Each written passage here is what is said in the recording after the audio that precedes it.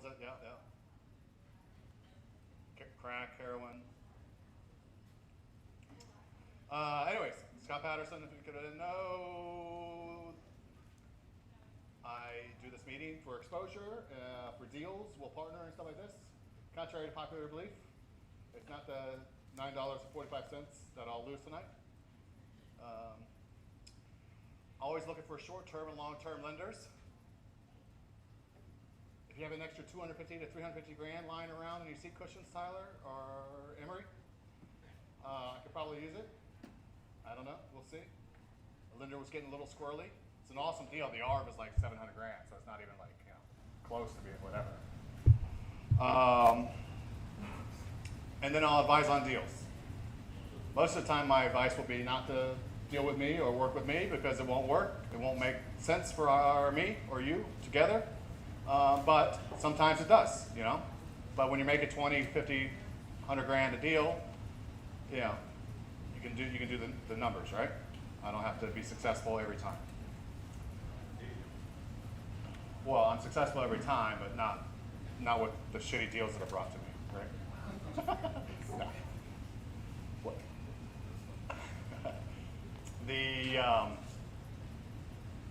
These are my cleaners. They did a little demo and everything else like that. So use them. They're good. They are not the cheapest. He complains you guys are like, oh, it's beyond my budget. I can't pay $400 to clean my after something, my post-construction cleanup. It's like, well, you get what you pay for, right? Yeah, theoretically, but I don't want to hear shit if you don't think so. No. So he does, he does a complete, thorough job, and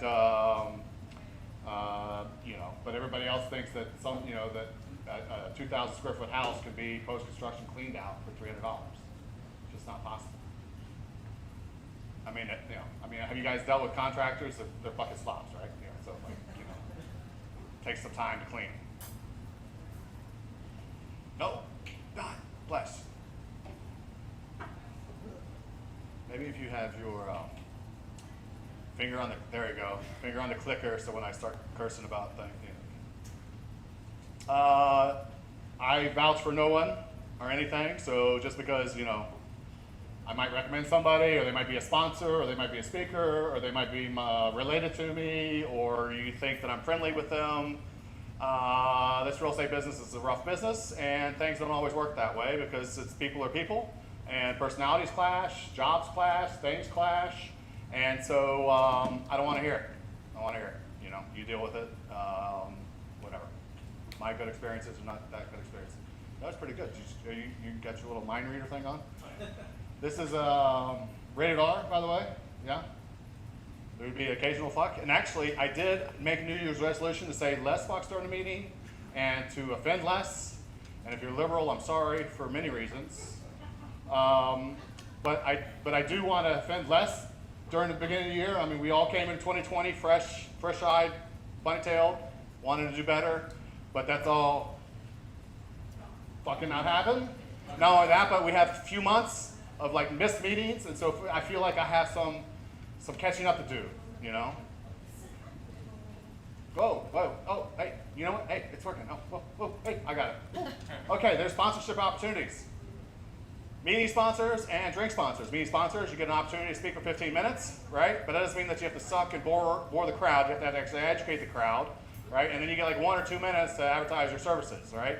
If you're good and entertaining and I approve your subject, then I'll allow you to speak. Okay? That's just how it works. You don't have to speak if you don't want to. I don't care. You guys don't care. You don't want to listen to somebody boring for 15 minutes anyways, so it's fine. I don't care, right? So, you want to sponsor a meeting? It's great. Now, here's what happens. When we have a sponsored meeting, then the ticket prices go down, right? Instead of $10, which already reduced half price, pandemic pricing, right? From 20 down to 10. If we get a sponsor, it'll go down to 10 online and it'll go to 5 online. It'll be 20 for you, but it'll be 5 online and $10 in person, right? And then great deal. And then we have drink sponsors. Okay, we do have a drink sponsor today. It's Harry Marsh Law. It's awesome, which means that if you participate or you're nice, or you're one of the 20 people here, you're likely to get a drink ticket. Except for you, Josh. You're not getting shit. Law of reciprocality, right? Somebody buys you something, gives you something nice, they're nice to you, you try to return the favor.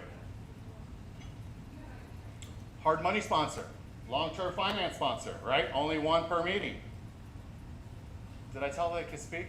They could speak a little bit? I don't know, something, I don't, you know.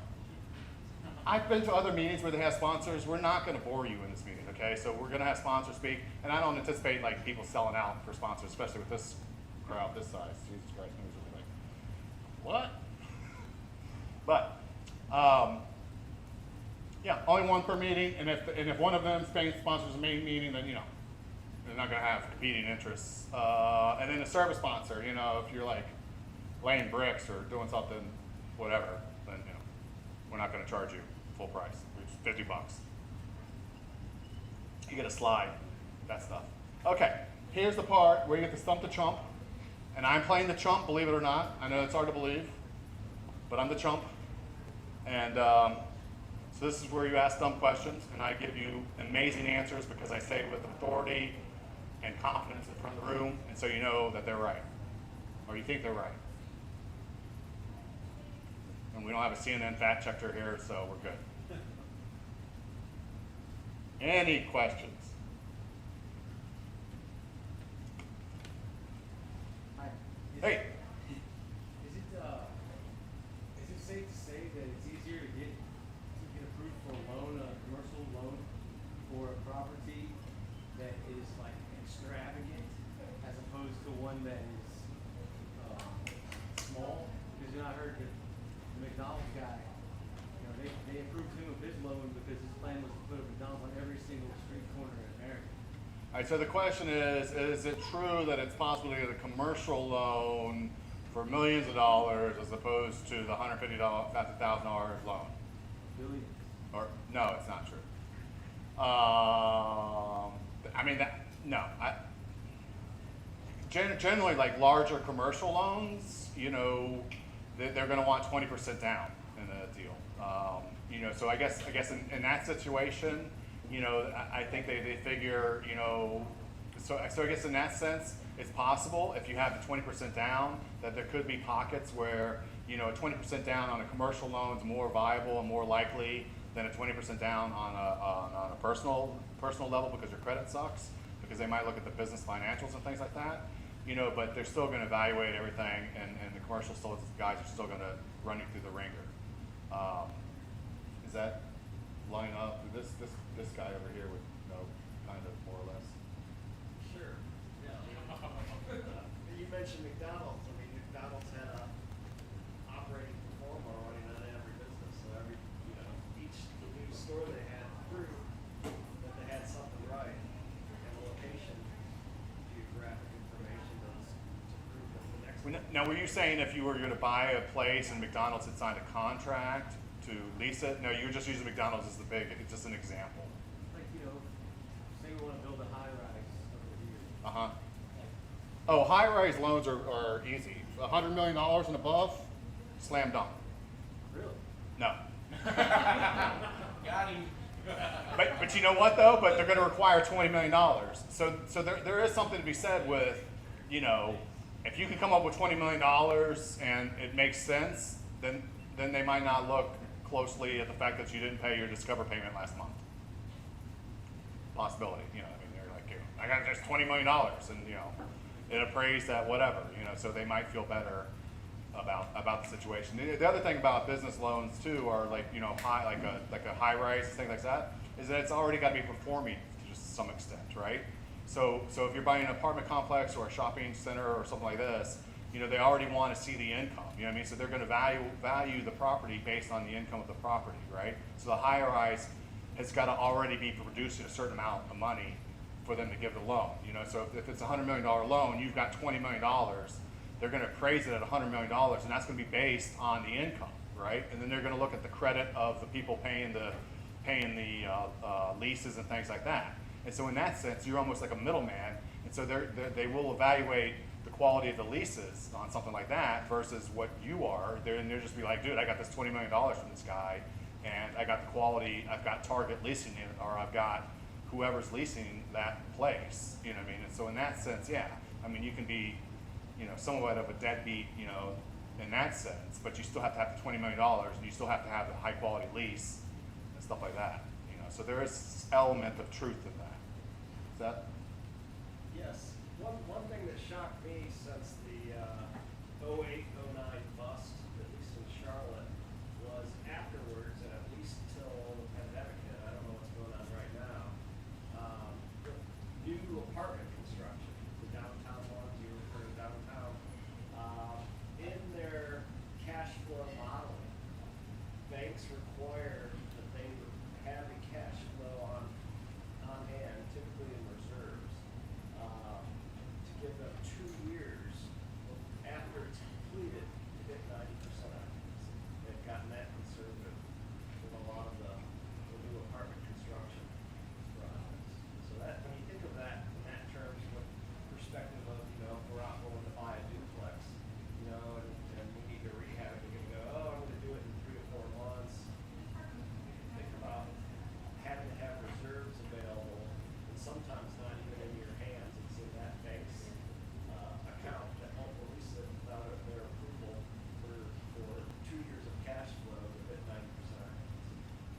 And that's completely different from, say, the construction of a brand new enterprise or. Well, if you're gonna build something and get a loan for that, then, you know, that's gonna be, it's gonna be tough. I mean, cause you're gonna have to have the experience, track record, money and everything. There's no already existing cash flow to back up. There's no existing cash flow and all this other stuff. And so they're gonna want, so like I know when people raise money, for example, for apartments and things like that, if it's a big loan, they're gonna want, you know, generally they're looking for 2 partners. They're looking for the guy that has the cash to put down 20% or so, or they'll raise it through whatever. And they also need somebody with the experience and track record. You know, so a lot of times when you get the loans, you know, you just need the money and the financials. But then when you get bigger, then you need the, you know, money and you need the track record. Because I know people that raise money for apartments that they need like, you know, so they're almost like giving like an operator a portion of the deal with no money in it, and then they give the guy with the money, you know what I mean? So it's like, I got this guy, that's the manager guy, that's like figurehead, that's like, oh, I have 1,000 units, right? And just because he's got 1,000 units, he gets in the deal for basically nothing, right? I mean, he can buy some more equity, but he's going to get a little chunk of equity just to put his name on the form. You know, so that's what they're going to look for. They're going to look for, do we have a track record? Do we have money? And does the property make sense? Which a lot of times in residential fields, they're like, does it have a credit score and do we have appraisal? So, you know, in that sense, it's kind of easier. And those are federally backed. Okay. Moving on. Have a package deal of 7 properties in Decatur, Illinois, that I was trying to wholesale, but now it's illegal to wholesale in Illinois. So I wanted to ask. How about a 7-package deal in Decatur, Illinois, and now it's illegal to wholesale in Illinois? So you want to know how? Yes, but you know what? You came to the right meeting because we've been talking about that and my options next. But the thing is, there's always, like, whenever, you know, wholesaling as we know it is illegal basically in every 50 states. It just is. And again, in a whole discussion about it. But if you have no intent on closing on a transaction and you're just there to sell a contract, you can't do that. You just can't, right? You know, I get arguments with everyone, whatever. The fact of the matter is enforcement and, like, you know, penalties and all this other stuff, right? So Illinois, maybe apparently they have stronger language and they're targeting that. The point is, fuck Illinois, do your business. So you can't wholesale tomorrow? Huh? You can't wholesale anymore? No, just you and me. Just you, Shut it down. you, me. We're selling exclusive wholesale licenses here at this meeting for $9.99 down and $500 a month.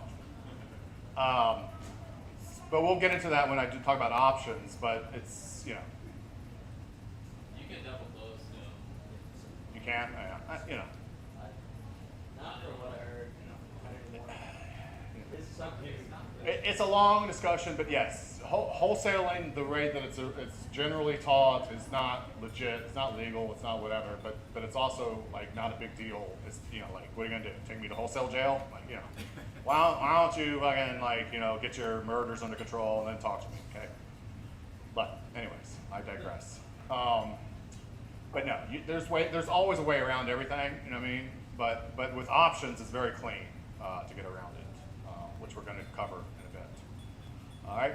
One more question, and I heard somebody in the crowd has something to sell. An incredible deal in an emerging market. Are you fucking spacing out over here? What are you doing? No, that's. Well, You are the one more question. moving on. No. He's not the one more question, but now's the time. I got a house, got a list here, about a week or two. The address is 2020 Camp Green Street. 2020. That sounds like good luck. What could go wrong with 2020 Camp Green Street? Nothing at all. It's a 1,300 and some square foot house. There's a new construction house going to be built next door, and there's another one being built about 3 doors down that is already under contract for about $465, I believe. There's a lot going on in the neighborhood, rehabs, new construction. For About this deal, we gotta get a one, special one, deal 190 for this deal. for 190. Yeah. Let me know if you have any And questions. and It needs a full renovation. a full renovation, or would should they build there, or? I'd probably renovate it and resell it for $375. 375 sounds reasonable. I think he really meant to say 450. Owner financing? You're not normally a wholesaler, are you? No, I just don't want to do All right, 450. You're supposed to exaggerate. Instead, he's giving you like realistic numbers. What? It's do the rehab right now. it's cutting into his golf. He's doing a lot more new construction and stuff like that. He's become spoiled with new construction instead of rehabs. It's basically what it is. He didn't like to get up before 10. Yeah, chase people. Like with new construction, you just kind of like get the plans and stuff like that. What's your contact information? 704 641 641 0917. And again, it was 2020 Camp Green Street, 28208.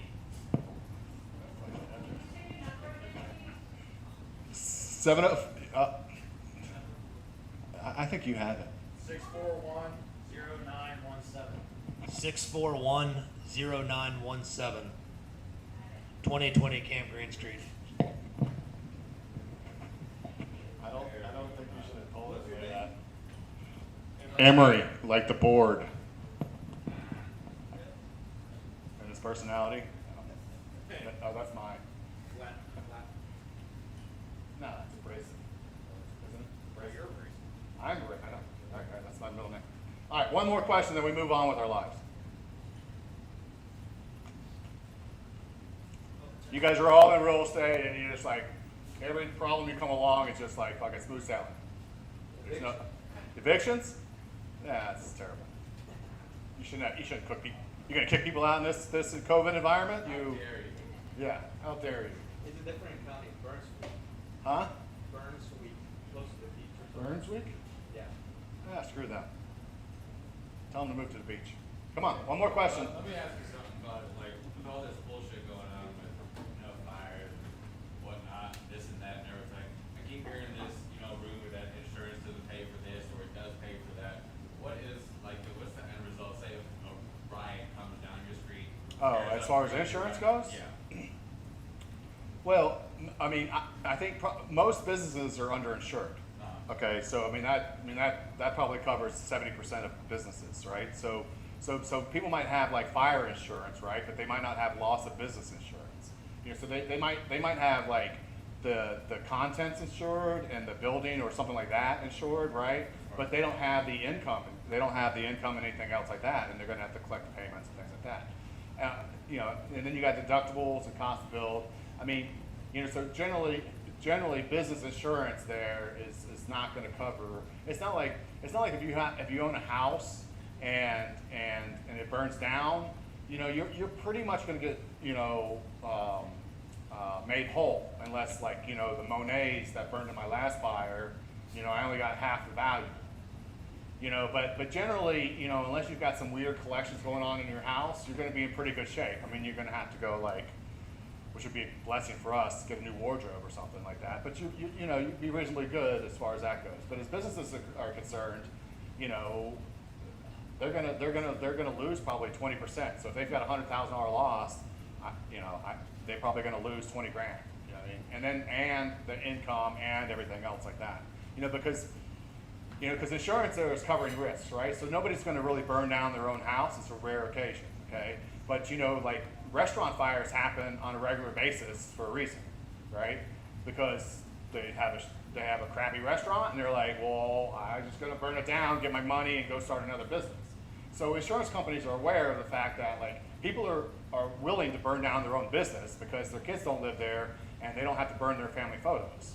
So business insurance is geared to make it painful for the person if they do have a total loss. Want to do it, yeah, you're not. Yeah. Like, they're, you know what I mean? So it's not, you know what I mean? And otherwise it's gonna be too expensive to actually fully cover. So yeah, so no, like, you know, for those that are saying that, like, you know, business insurance covers everything or whatever, or something like that, it's like, no, that's just not the way it works.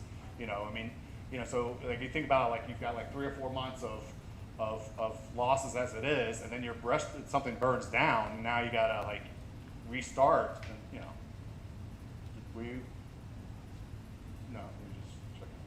yeah. And not only that, but then it just passes on the cost. So here's the thing. So the rioting and burning down in the city or whatever, not where the rich liberals are, right? But, you know, where the poor people are, right? I mean, it's not happening where people that matter happens, right? And what happens is that insurance is also based on zip codes. So now it becomes more expensive to do insurance in that zip code, right? So it's like, oh, you want business insurance in this zip code? Well, that's going to cost you 10 or 20% more. You're poor to begin with, so. Yeah, you're already, you know, your costs are already higher, you know, so what happens is those zip codes get burned down or whatever happens, and it becomes more expensive to do business in those zip codes, you know? So, no, business insurance sucks. All right, we'll move on to the next presentation, options.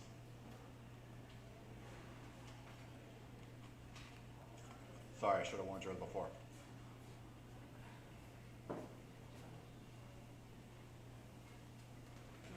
Did I give you a second?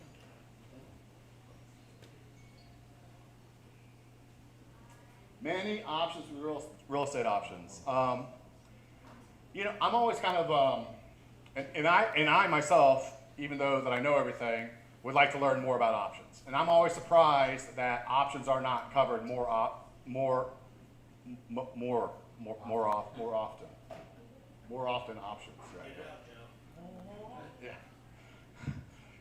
I'm always surprised that options aren't covered more often. And, you know, and we get the traditional lease option or whatever, you know, which is a nightmare for the most part.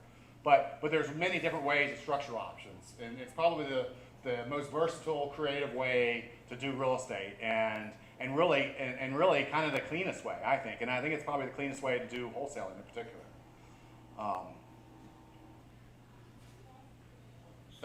Click. There we go. Whoa. Okay, all right, there we go. All right, straight option. Definition, right? Every presentation has to start with a definition. Unilateral contract, only the seller is bound by it. An option obligates the seller, but not the buyer. The buyer has the right to purchase the property, but does not have to, right? I merely have the option to buy it at X price or whatever the case may be, right? Pretty straightforward.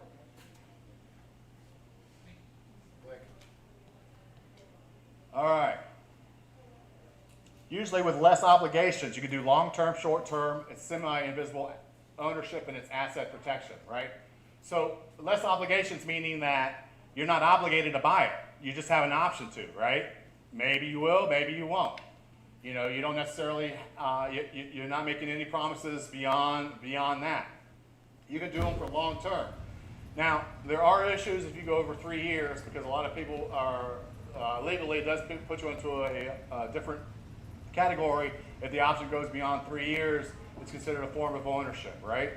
So that's just a conversation you have with your attorney if you want to get into a long-term issue, because there are some consequences of them. I can't really think of that many negative ones necessarily, but generally they can also be short-term, which is easy. So if you're worried about the long-term ownership aspect of the 3 years and you can trigger the due on sale clause, then you can just do it for 35 months with an option to extend.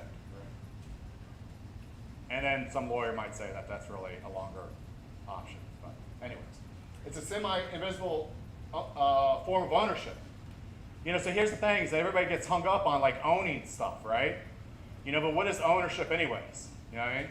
Like ownership is just getting the benefits out of whatever said thing, right? So if it's a house, you want control of the house, you want to take the income from it, you want the tax advantages, you want all the advantages from owning the house, right? But what if you could get all those advantages without actually owning the house, right?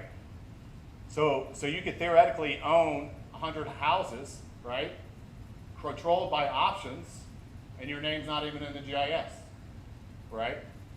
Because you have the option to buy it, maybe it's a long-term option, but you don't actually own it, so your name's not there. It doesn't matter, trust, land, LLC, or anything. It's a form of asset protection because it's personal property. It's not real property. It's just an option to buy something, right? And then you can terminate that option at any time, whatever the case may be, so there's nothing really for them to go after. I don't think you could really list pending as an option. I just give you the option. I can just give it away. I can just shuffle it around or something like that, and it's good. If you don't own anything, how can they go after it really? It is personal property, so similar to like a car or a stereo or something like that. It becomes a little bit more of an issue. It's a sheriff's sale. It's all this other things. It's complicated. The lawyer's going to get a headache. They're going to have to do research. You're going to be like, move on.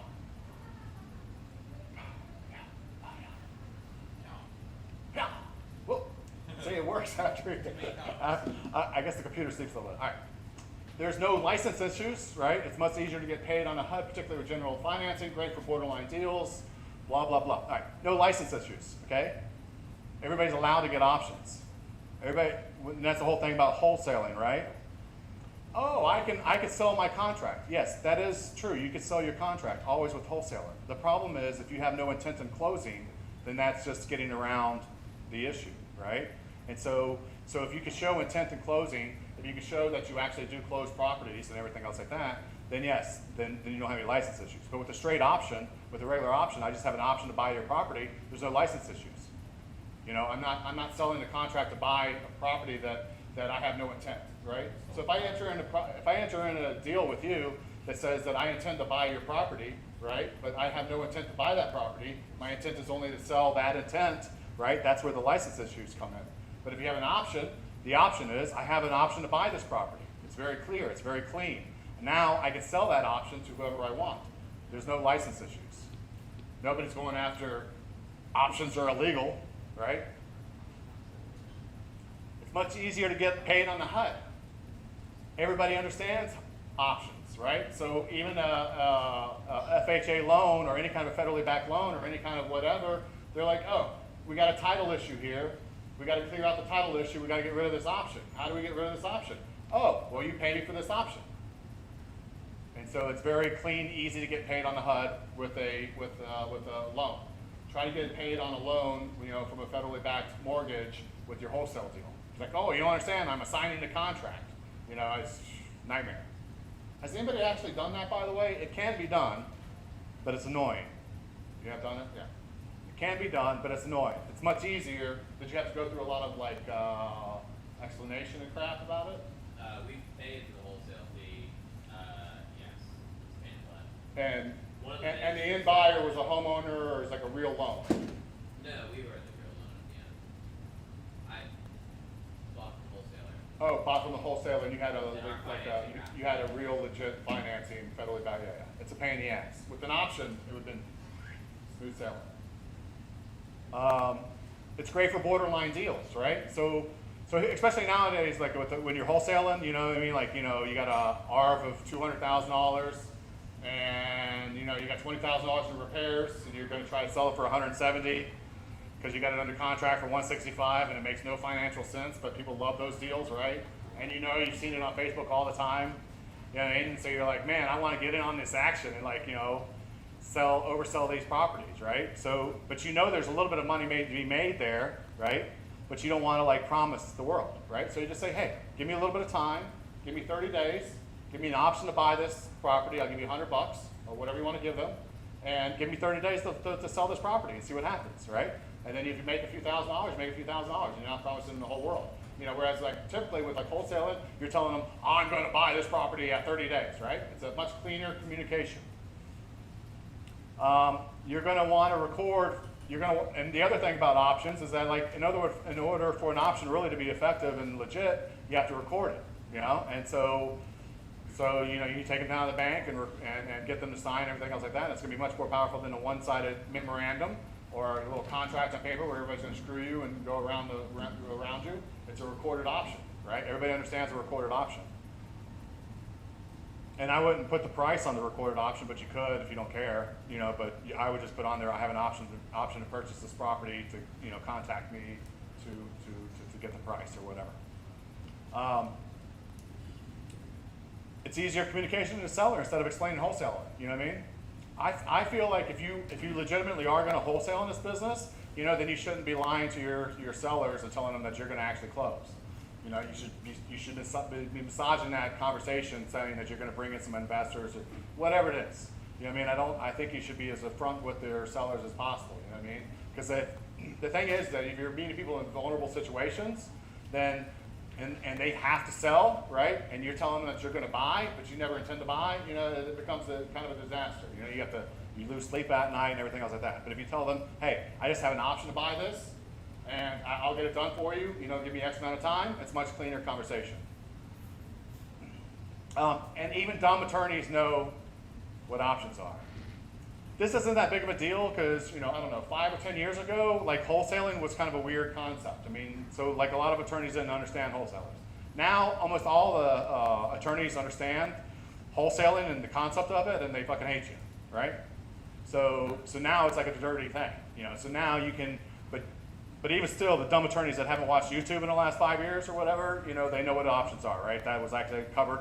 That was actually a chapter that was covered in law school, as opposed to like, there's no chapter in law school that covers wholesaling, right?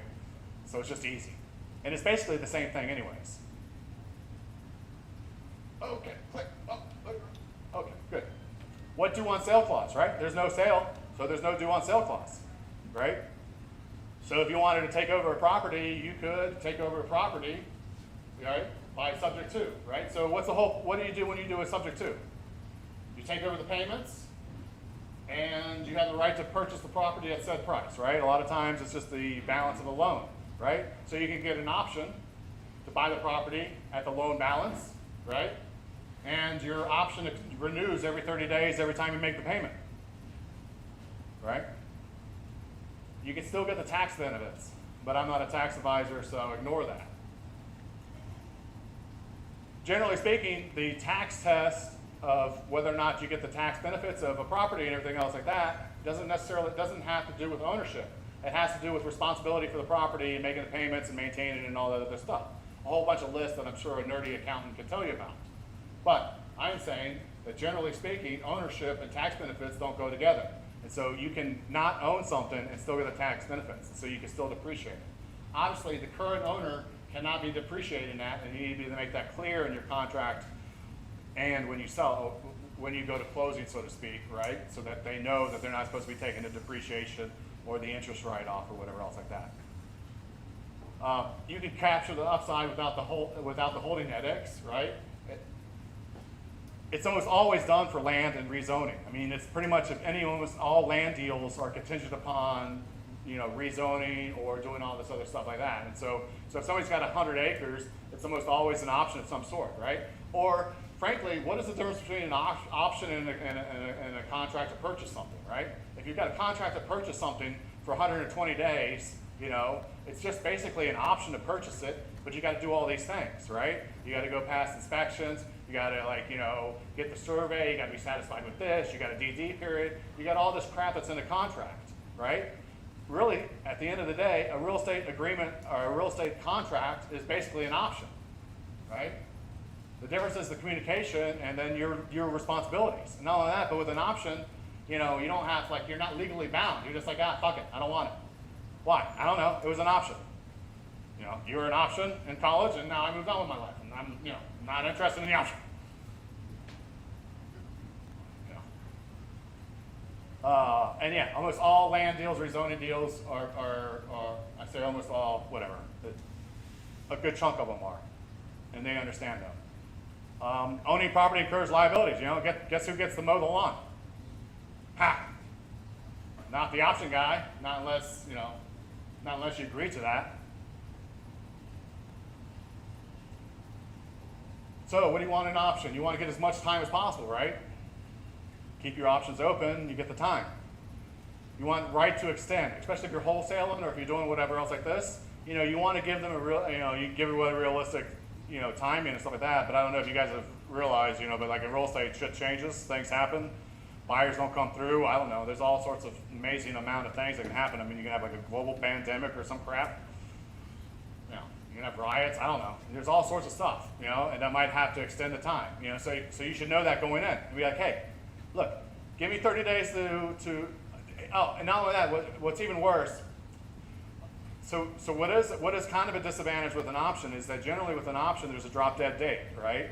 So you have an option for 30 days to buy something, right? So on the 31st day, there's no ending the option's done, right? With a real estate contract, you have like an automatic 2 weeks built in, or you've got like reasonable amount to get the paperwork, all sorts of crap, you know? So it's a big gray area. How much longer after the real estate contract does the contract survive, right? With an options, it's kind of black and white, right? So you should never go into a contract with an option for 30 days and not be 100% guaranteed that you're going to be able to have resolved that in 30 days. So you should get an option to extend it, right? So if you're going to wholesale it, here's the thing, maybe you only want to give them $100 for a wholesaling, right? To get it going for the 30 days or $500 or whatever it is that you feel comfortable with, right? But the fact of the matter is that if you can't wholesale that thing in 30 days, right? Then you know it's a dead dog and whatever. You just walk away, right? But here's generally what happens is, like on the third week, you know, guys like, yeah, I want to buy it, you know, but it takes me 2 weeks to close or 3 weeks to close, right? And now you're screwed, right? Because you're up against the wall. So now you got to give them a great deal to close faster, or you're SOL and you're going to go back and beg. But at this point, you can say, hey, listen, I'm going to give you $100 now. Give me 30 days, right? But I want an option to extend it for another 30 days, you know, but I'll give you $1,000 at that time, or whatever there's advertising, right? So you know that, listen, at the end of 30 days, I'll give you $1,000. So you know that I'm closing, that you know what's going on. And then by then, if you haven't wholesaled it, you know, you're going to wholesale it like 3 weeks into it, you're going to get what, $2 or $3 grand from your buyer, right? So that's going to pay for your extension, and that gives everybody more comfort, right? Does that make sense? And that's where you can do marginal deals, right? You know, like when those little deals where, like, you know, there's like 5 or 10 grand to be made in there, but you don't want to make promises that you can't keep, right? This is an easy way to make that promise without having to keep it. You have exclusive versus non-exclusive, right? So maybe they're up against the wall, and maybe you just want to, you know, you don't want to promise them too much, or they don't want to be tied to you, right? So you can just get a non-exclusive option. Be like, hey, you can go ahead and start selling it, but just give me a non-exclusive option. And I will transition it to an exclusive option by giving you $1,000 down, right? So maybe you don't want to do the extra grand, or maybe they want $1,000 down and you only have $100, or you don't feel good about the deal. You say, hey, give me a week or two, give me a non-exclusive contract, but if I pay you X amount of dollars, we move to an exclusive contract. Does that make sense? That gives you time to go out there and get it out there. So then what is a non-exclusive contract? A non-exclusive option I is, understand the concept of it, but what's the point of saying please? it's kind of like, you're like dating a guy, right? And you're not sure about the guy, you know? And so you want options to see other guys, but he's got a lot of good qualities, and maybe he can grow into a better man, right? You know? So you're like, hey, listen, look, I want to date you non-exclusively for a little bit, you know? And if you improve yourself and you take a shower every day, you know, and you put out, then we can go exclusive in a couple weeks. You got to, Josh, you got to explain things. No, but non-exclusive just means that I have an option to buy it, right? and then something's going to change that will allow me to exercise that, right? And then it becomes exclusive. It sounds just like a contract without a contract. You know, it just sounds kind of. It just means that it means that they're allowed to sell it to somebody else, right? They're allowed to date other guys while, you know what I mean, while you're trying to make up your mind. And but you have something that transitions it to, you know. Let's say says- we're halfway through going and dating that other guy, and then you decide to swoop in. Do you have any kind of? Well, if they've already made a deal, then they could say no. Oh, Yeah, yeah. You know, you generally should always go for an exclusive, right? You know, I mean, a non-exclusive is just the retreat because they're feeling nervous, and generally that's a form of money, right? If you put enough money down for the exclusive, they'll say yes, right? But you know, a lot of people are broke doing this like wholesaling thing. They only want to give $100 or $200. You know what I mean? And so somebody's not going to be like, I don't want to tie up my property for 30 days over your beer money. give that little massage, and hey, you do what you want to do. Yeah, like a 3-hour massage. Yeah.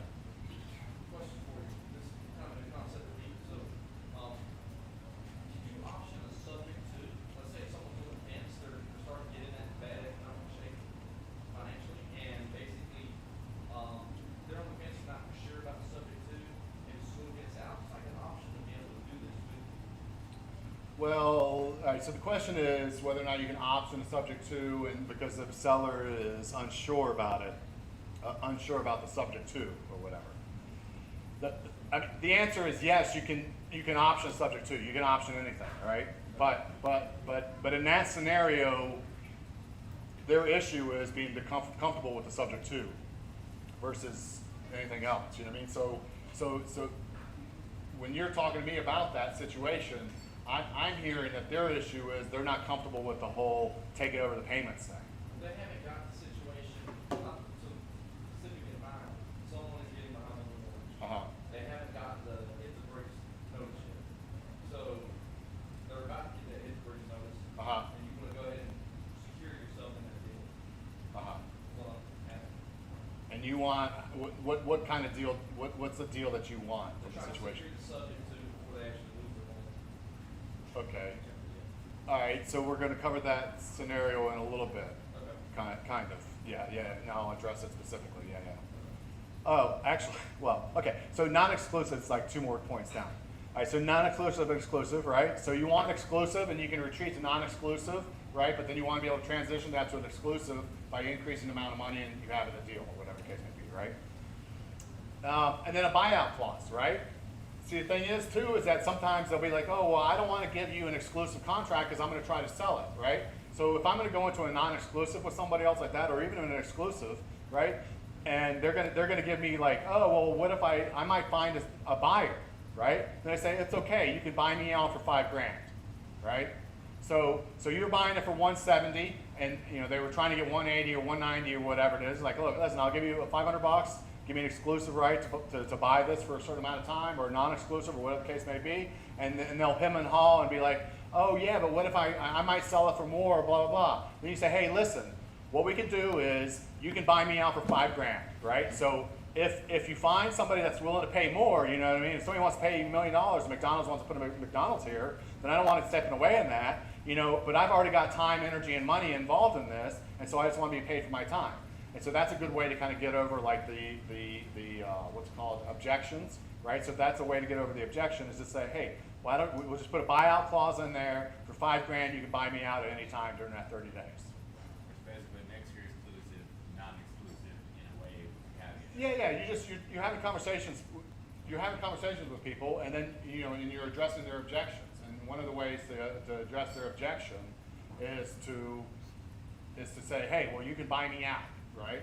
And sometimes the buyout's going to be the same as your profit anyways. You know what I mean? So if someone's like better, they're going to do the work for you.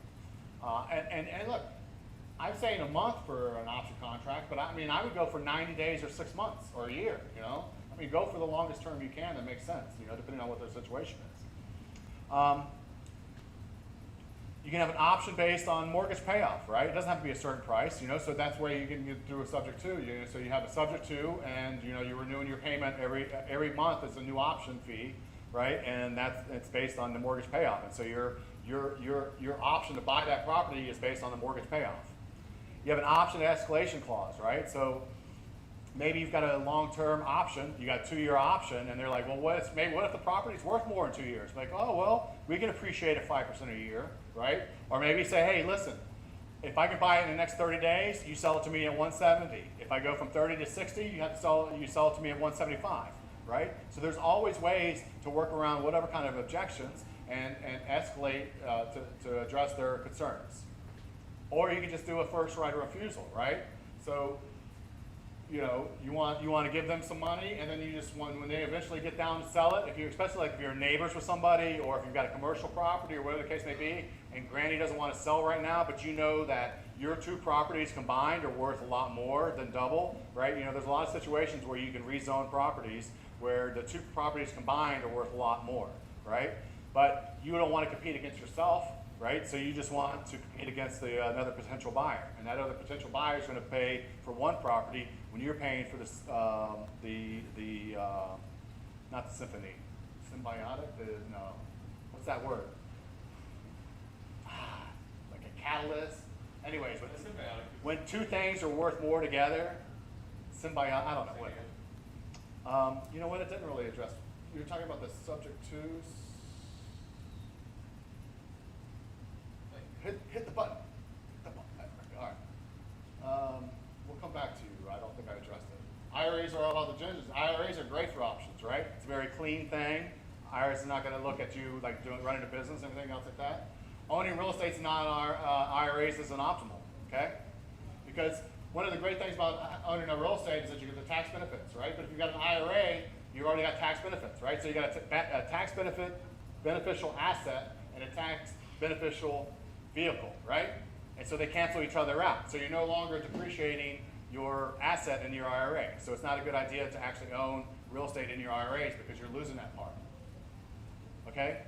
So consider master leasing to somebody else. Escalate the lease, of course, right? Meaning you got a buddy over here, somebody else, you give him the benefits of the lease and give him the tax benefits while you get the actual benefits of what you want in your IRA, which is a little bit of income and the appreciation. Does that make sense? Right? When you put a real estate in your IRA, you're automatically losing the tax benefits. So you've decreased the value of that asset, right? And all you want in your IRA is an increase in the asset, and you want the income, right? So you've got 5 items in the real estate that are worthwhile. You've got appreciation, depreciation, equity, leverage, and depreciation, or whatever it is. I don't know. It's ideal. Okay. So you lose a lot of leverage when you put it in your IRA because you get UBIT and all this other stuff, and you lose the tax benefits, right? But if you have somebody else make a business deal with you, they can get the leverage and they can get the tax benefits, and then you can get the income and you can get the appreciation. It makes for a much more efficient transaction. Okay? And if you don't understand that, you can sign up for the Saturday course for $299. We'll explain it. It's pretty cheap. How many times have you heard that? That's pretty fucking good, isn't it? Not many people fucking tell you about that stuff, huh? That's right. Own real estate in your IRA. It's a terrible idea. But extract everything you can out of a turnip. And it's a very clean thing. It's not a self-dealing transaction. If I loan money to you in your IRA and you loan money back to me in my IRA, that ain't good, right? But if we're friends and we trust each other and we work out a good business deal, there is a way to make it beneficial for both of you. It's low risk because you don't have to be a retirement because it's very clean. I have an option to buy this property, and this is the terms of the option. There's no business dealings, there's no running anything else like that, there's no ownership issues. See, there's ownership issues when you own your IRA because what if you have HVAC repair and you don't have money in your IRA to pay for that HVAC, right? Now what? You make a personal contribution and fuck up your whole IRA over it, right? Now what? What happens? Right? There's a lot of ways to mess up your IRA, and the thing is, you're probably not going to mess up your IRA, or you're probably not going to get caught until you're 58. Just saying. And be like, hey, by the way, the last 40 years, you got violated a long time ago. Here's the bill. Crazy amount of leverage, and it doesn't increase your IRA extreme amounts, right? So you can have all these options in your IRA, right? they're increasing, and you're not messing with the IRS, and the IRS isn't going, wait a minute, this guy went from, believe it or not, this is an issue, right? You have an IRA, you start your IRA, you got 25 grand in your IRA, and next year there's 250 grand. You think that doesn't raise flags? Yeah, it might raise a flag, right? With options, who knows what your IRA is worth, right? If you don't exercise your option, whatever. If you have an option today, you report it today, you don't exercise it for 20 years, so when it matters, and it goes up 500 grand, right?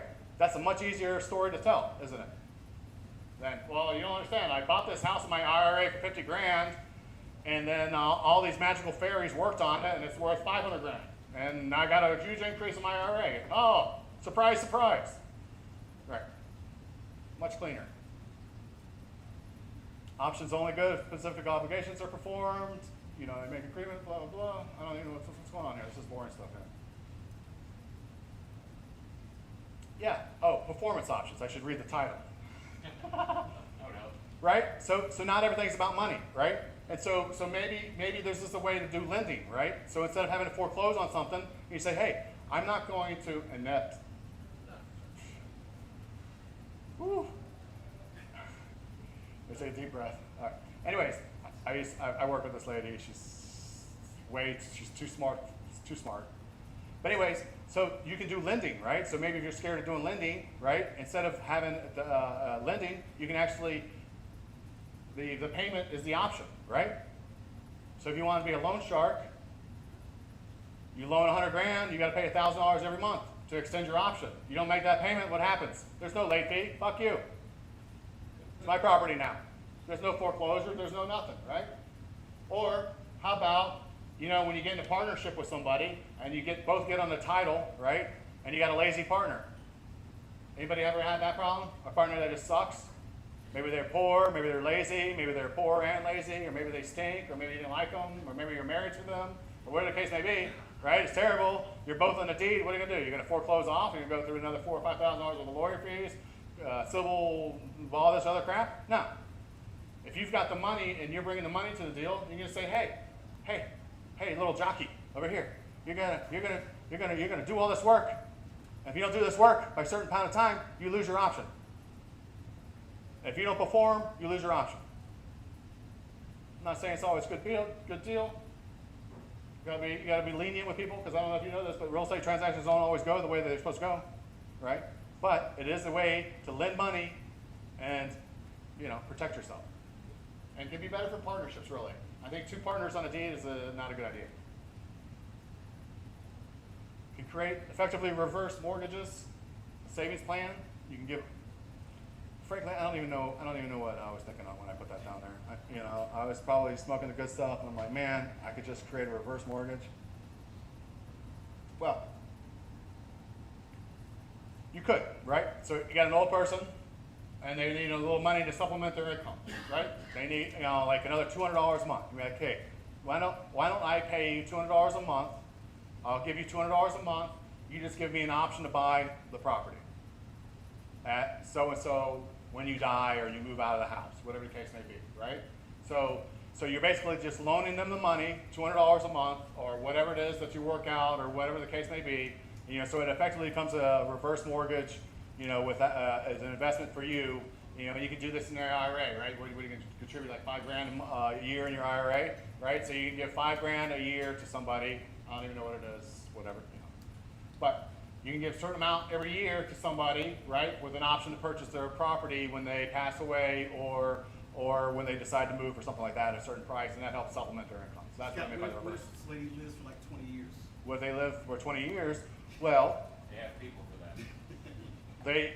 Yes, they have pandemics for that. Yes, this is true. But the thing is, you've got to make the decision on. Well, first off, anybody that you're gonna do this with, they're gonna live for like 30 or 40 years. They're gonna break records. They're gonna be on Good Morning America celebrating their like 100. I mean, that's just guaranteed, right? You're gonna be like, oh, but Scott taught me this great technique, but he didn't tell me about the fucker living forever, right? Energizer Bunny. With nanotech coming like 5 years from now, right?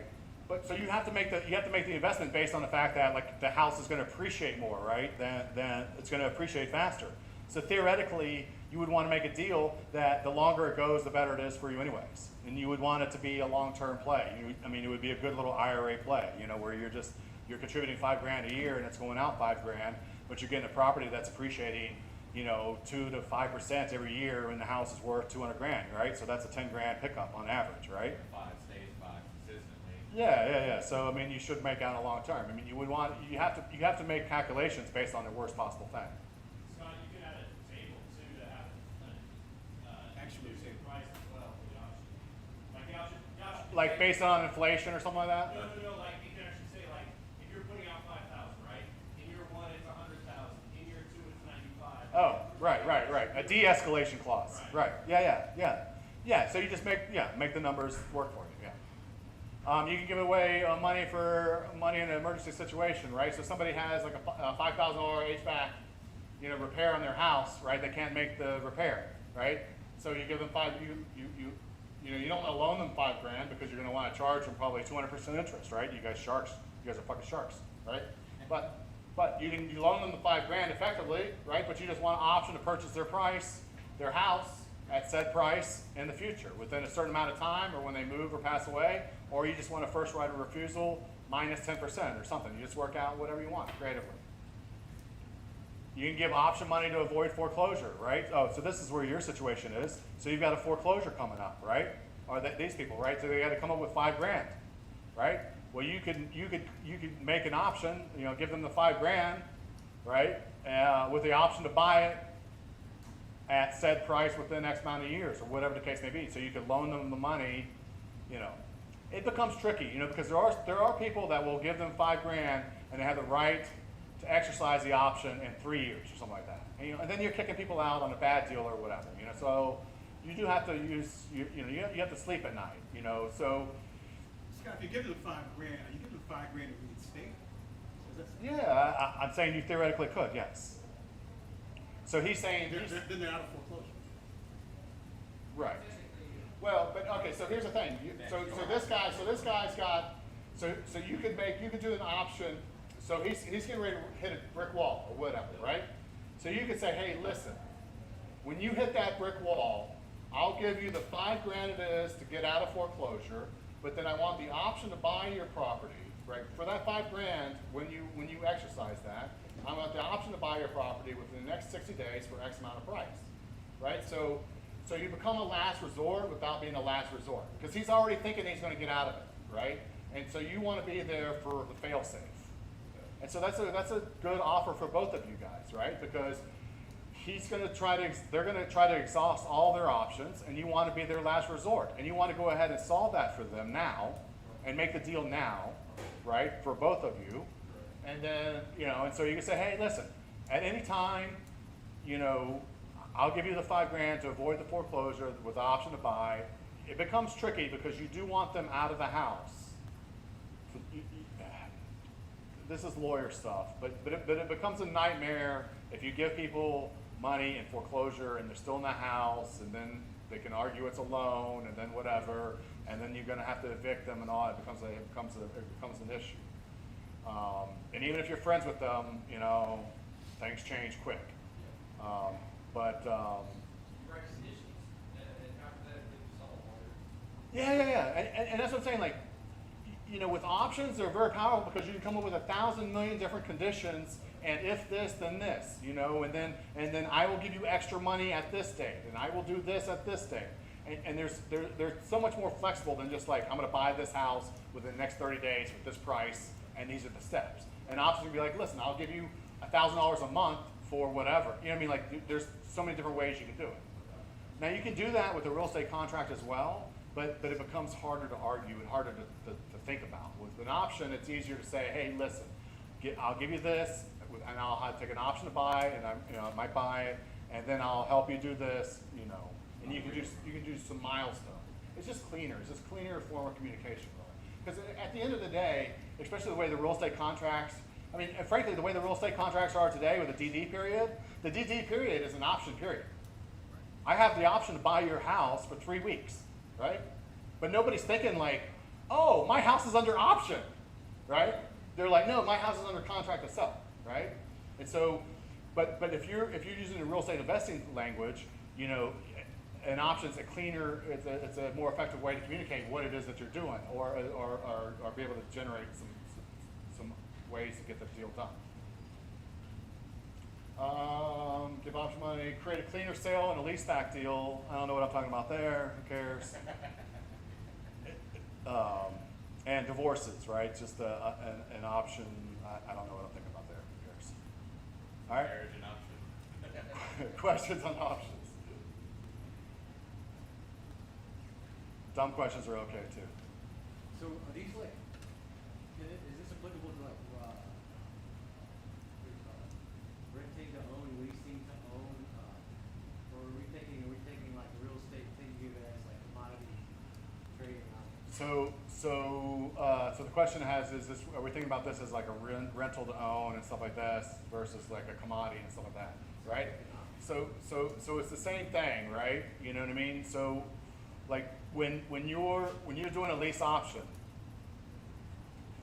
so you're familiar with sandwich lease options, right? No. All right. So a sandwich lease option is just that I'm going to lease the property from you for $1,000 a month, right, with the option to buy it at $200,000, right? And then I'm going to lease it to you for $1,200 a month, and then you have the right to buy it at $225,000, right? So that's a sandwich lease. I've got a lease with him with an option to buy, and then I turn around and I get a higher lease and a higher purchase from him theoretically. So that's a sandwich lease option. Huh? And then you win no matter what, theoretically. Theoretically, right? Yeah. It's the whole thing, right? So that's all it is. And then they do separate leases and separate options, right? That's how it's taught properly, right? And so that's very common. People understand that. Like I have 2 years to buy this property. I'm going to lease it, and then I'm going to turn around and lease option it to this person. He doesn't have the great credit, and he's going to clean it up, and then he's going to buy it, and I'm going to make the money in the middle, right? So that's the most common option that's like taught with all the gurus and things like that. Now, commodity options are like, you know, stocks and stuff like that. I'm really not that familiar with it, but it's basically like a stock price is $100, right? And then you buy like a short or a long, you know, and so you have the option to buy it at $95 if it drops a certain amount, and you're basically buying insurance so that if the stock price increases or decreases, you're going to make money in the spread. So you're buying options on that or whatever, right? If it goes to a certain point. So then you're just making money on the spread. But it's all the same mechanics, meaning that I'm giving you money in order to have the right or the option to exercise it different in the future to buy or whatever like that. And so, but with real estate, it's good because and that's what I'm saying. You know, frankly, that's what's happening every day. Every house sold through the MLS is sold through option. Right? It's 100% option. They give you $1,000 DD period, 2 weeks, 3 weeks, and they have the option to change that into a purchase and sales of contract. How do you get the tax benefits? Because under a normal standard resale purchase agreement, your due diligence period will give you the option to get it out of the contract for whatever reason, but you have no tax benefits until that deal concludes. So how does this? Well, how do you get the tax benefits? So tax benefits are actually, so the way that tax law is written for the most part, it has to do with actions and responsibilities and intent, okay? And so, so for example, I don't know if you knew, but when you go buy a house, right, and you apply for a loan, you know, and you're applying it for your primary residency, right? You know what the actual law, the actual way that it's written is that you intend to live there for a year, right? Same way when you have the 2 years, you live there in your primary residency. It's about intent, right? And so you're supposed to live there 2 out of the last 5 years, right? But you can actually get the tax benefits for half of that for a year, right? If you have some sort of a family emergency, if you have and I don't want to say job transfer, but if you have a death in the family or some sort of immediate emergency that makes you move, right? And so like when you actually read all the tax laws and all the accounting laws and things like that, the laws are actually written to do with nothing to do with really with ownership, right? And it has nothing to do with whatever. It has to do with what is your intent towards the property. So if you're treating the property as your own, right? And so if you're responsible for maintenance, if you're responsible for the painting of it, of the leasing of it, of the care for the house, right? But that by all intents and purposes, under tax law, you have the right to receive the tax benefits. Okay, so ownership does not govern just because you own something does not automatically give you the tax benefits. So the tax benefits in the law are written in such a way that you have to meet certain tests, and those tests, ownership might actually be a test, right? But it's just an indication, right? And so if you're allowed to, if you say that I've lease optioned this property, right? So if I long-term lease option the property in my contract in the closing, I get the tax benefits. I mean, that's in there, and I have it in there saying that the attorney says that the seller will not take the tax benefits from the property, that they are the buyers, or they the optionees, right? And so, but you do have to be very clear with that, because that's the thing, is that if you have two people taking it, then somebody's got a problem, right? And now you got to prove that it's not your problem, and now it's a headache. But yeah, tax benefits don't derive from whatever. And yeah, if you get a job transfer and you've only been in your primary residence for 1 year out of the last 5, then there are ways to actually get half of the benefits of your tax-free status. But it's all worthless because I'm not an accountant. One more question, we move on. What's my option for Illinois? You don't even drink. Why are you asking questions? Somebody to turn their phone off. What's the question? What's my option for the Illinois process? 'Cause With Illinois, so get those 7 properties under option. where get the option contract? Harry.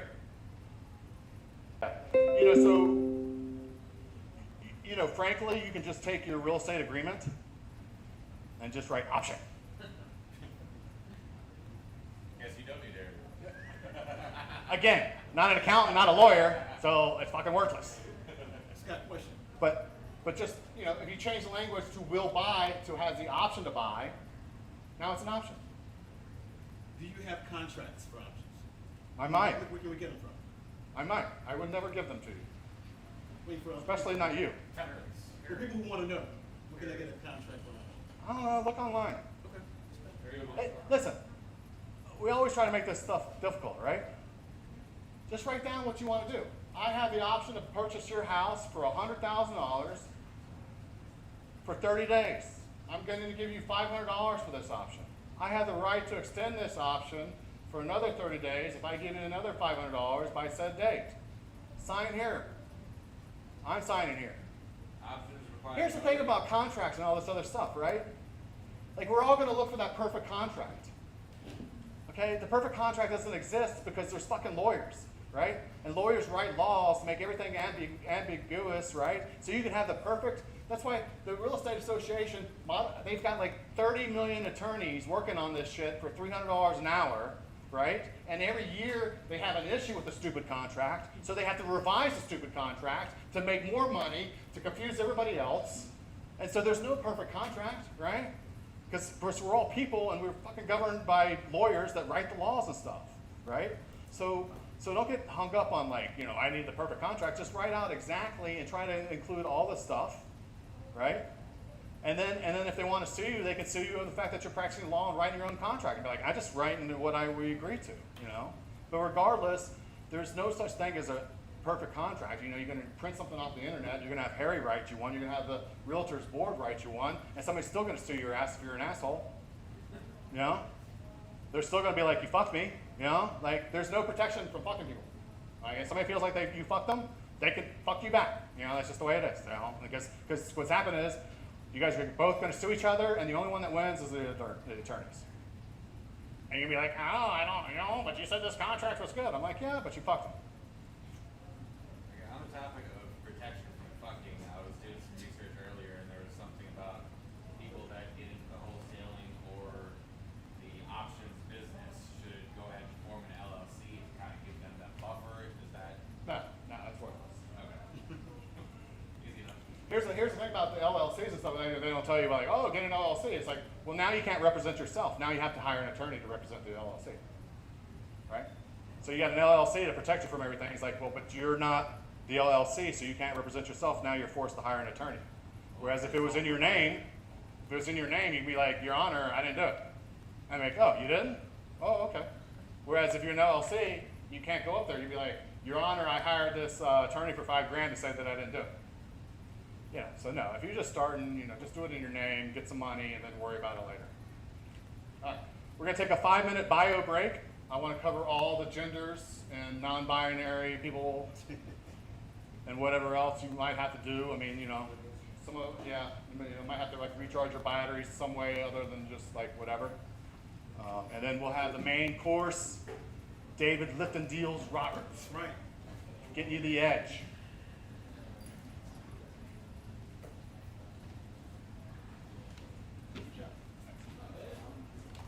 Oh, You're doing pretty good. oh yeah. That's why I was doing good with Chris. Is it bad? I need to curtail it.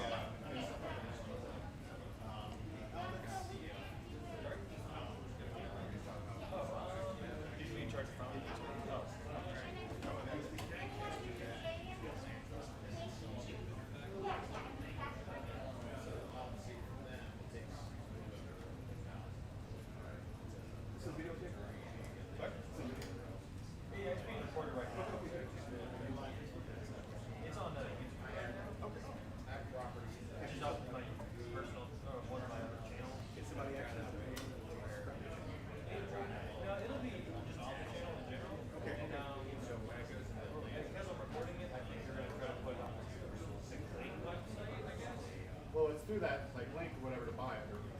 Okay. I'll send you the link. Okay. I'll send you. You can do whatever you want. Masturbate to it.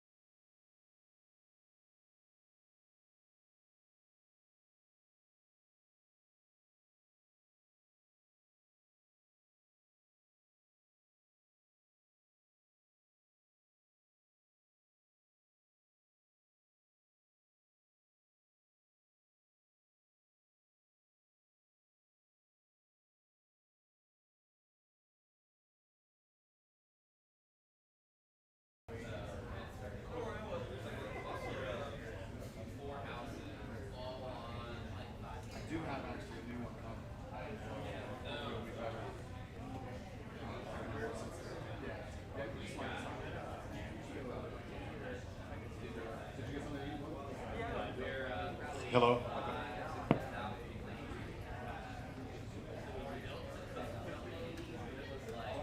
All right, let's get ready for David Roberts.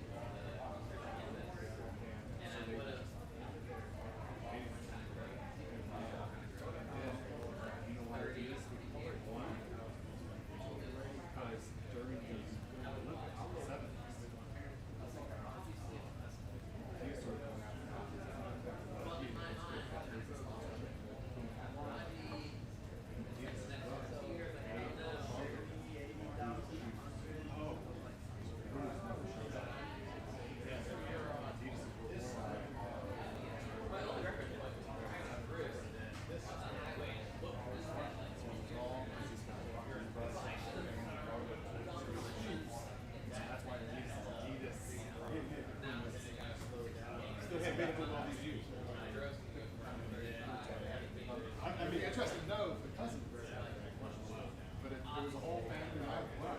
Interesting. Learn something new every day. All right, David Roberts. Woo! Lifting deals. Started out in the mortgage business. What did you do? Banking. Banking. Banking. Basically being a loan shark legally. No, I'll explain it, but just keep talking. Anyways, he's been in the business since he was 5. 25. But 25, 30 years since you were 5 years old. 'Cause you're There you only- go. There you go. Yeah. And he had to grind it out, whatever. So he knows all the tricks of trade. Actually, how I met David Tell them how we met. was because probably one of the underground deals. We were trying to buy a house, right? And they wouldn't sell it to us. They let it go to foreclosure. So we go to foreclosure auction to bid on this house. It was I don't know, this little up and coming neighborhood, Plaza Midwood. Thomas Thomas Avenue. Avenue, right? To give you an idea, when it's up and coming, David's like, I got my partner there bidding at the auction, right? Because I'm still in my boxes at home. He's bidding on it. We win. I don't know if we won the bid or whatever, or we were whatever.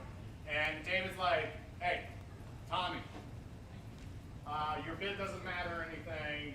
You know, if you want to buy the property, it's $120,000. That's right. On Thomas Avenue, you can buy the house for $120,000. And Tommy's like, what? What are you talking about? David's like, I got the deed. So Tommy calls me and says, what, Scott, is this true? And he's just got the deed, but it's at foreclosure. I'm like, well, yeah, if he's got the deed and he closes it, then yeah. You got to deal with this fucker. He's outrun the coverage. I don't know what's the cliche. What's the cliche? I don't know. You worked the corners. I don't know. You did something. I got the. Came around back. Oh, okay. You know. I got the deed. Yeah, Back. but at the time, right, and most people don't know this, right? The house goes to foreclosure, it's like it's over, right? But if he owns it, it's a little known trick. You know, he's letting the auction become his buyers. That's how I met him. That's He's right. like, if you want to buy the property, you got to do it with me. So we bought the property, and then that's where we met, and then everything else in its own secrecy. But now he's going to tell you something. That's David right. Roberts. That property on Thomas Avenue, contracted for $100,000. Sold it for $160,000. You did? Yeah. Okay. 165, and then the guy built the house. He's like, I'm gonna build a house here, and we're gonna sell it for $425.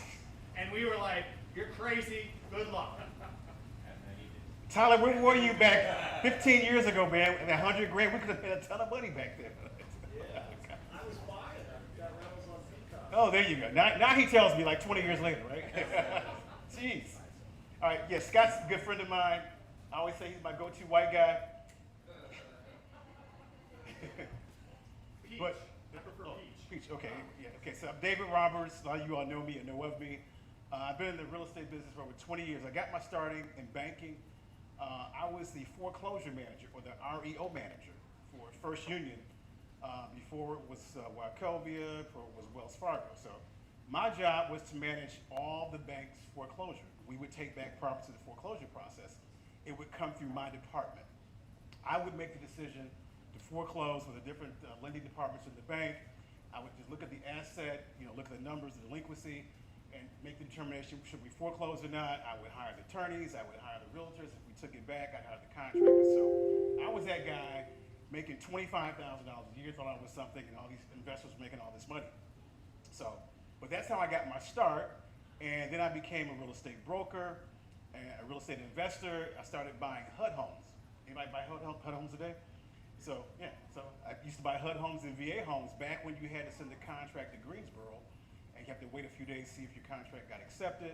Started rehabbing homes, and I've been wholesaling, rehabbing, had done development, done some new construction with a buddy of mine, taught real estate. So I enjoy real estate. I enjoy these kind of meetings. So today I'm going to give just a little bit and just some things that you all may know or may not know. I want to keep it open forum, so if you have any questions, raise your hands, because I know this stuff in the back of my head, so I'll just keep talking and talking and talking. But if you have any questions, please feel free to ask. Let me see a show of hands. Anybody in here real estate full-time? Who are full-time real estate people? Full-time. This is all you do, another job, okay? Anybody here desire to be in real estate full-time? There you go, okay. It can happen. I've been in real estate full-time for over 20 years. I wouldn't know what it's like to take a lunch break. I wouldn't know what it's like for somebody to tell me to get a raise. I'm like, what are you talking about? I'm just gonna work harder. Take a lunch, I'm just gonna stay in today, whatever. So, no, but it's not get rich quick. It's create wealth slow, all right? You want the goal, the end game in real estate should be create wealth. As Jay Parker says, create it massively.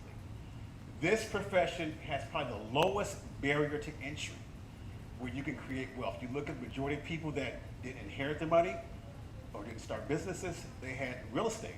They made it in real estate. So this is a really good business, and always learn. I come out to events like this, network with Scott, Tyler, and Ernie, some of the other guys have been doing this with Joe back there. I didn't see Joe. They've been doing this for a long time, and I'm still learning, like learning about options and different things, or it's just like confirming things that I know. So always seek to learn. The more you learn, the more you earn, the more you know, the more you grow. Education will always be the great equalizer. So always educate yourself in the profession you want to get into. And I always tell people this, real estate investors, it's a crowded field. Anybody today become a real estate investor. You know how easy it is? Just say you're a real estate investor, just like that, boom. You don't need a license or nothing. You can wake up in the next morning, you are a real estate investor, update your Facebook, boom, you change your status to a real estate investor. It's really that easy to do. You don't have to go to school for it, but you should learn. You should, go on YouTube, buy books, network. It's a very low barrier to entry. So, Scott talked about options on real estate. That's really good. So what I'm going to talk about first is when you are out there dealing with a homeowner, okay? We're going to go to our first one right here.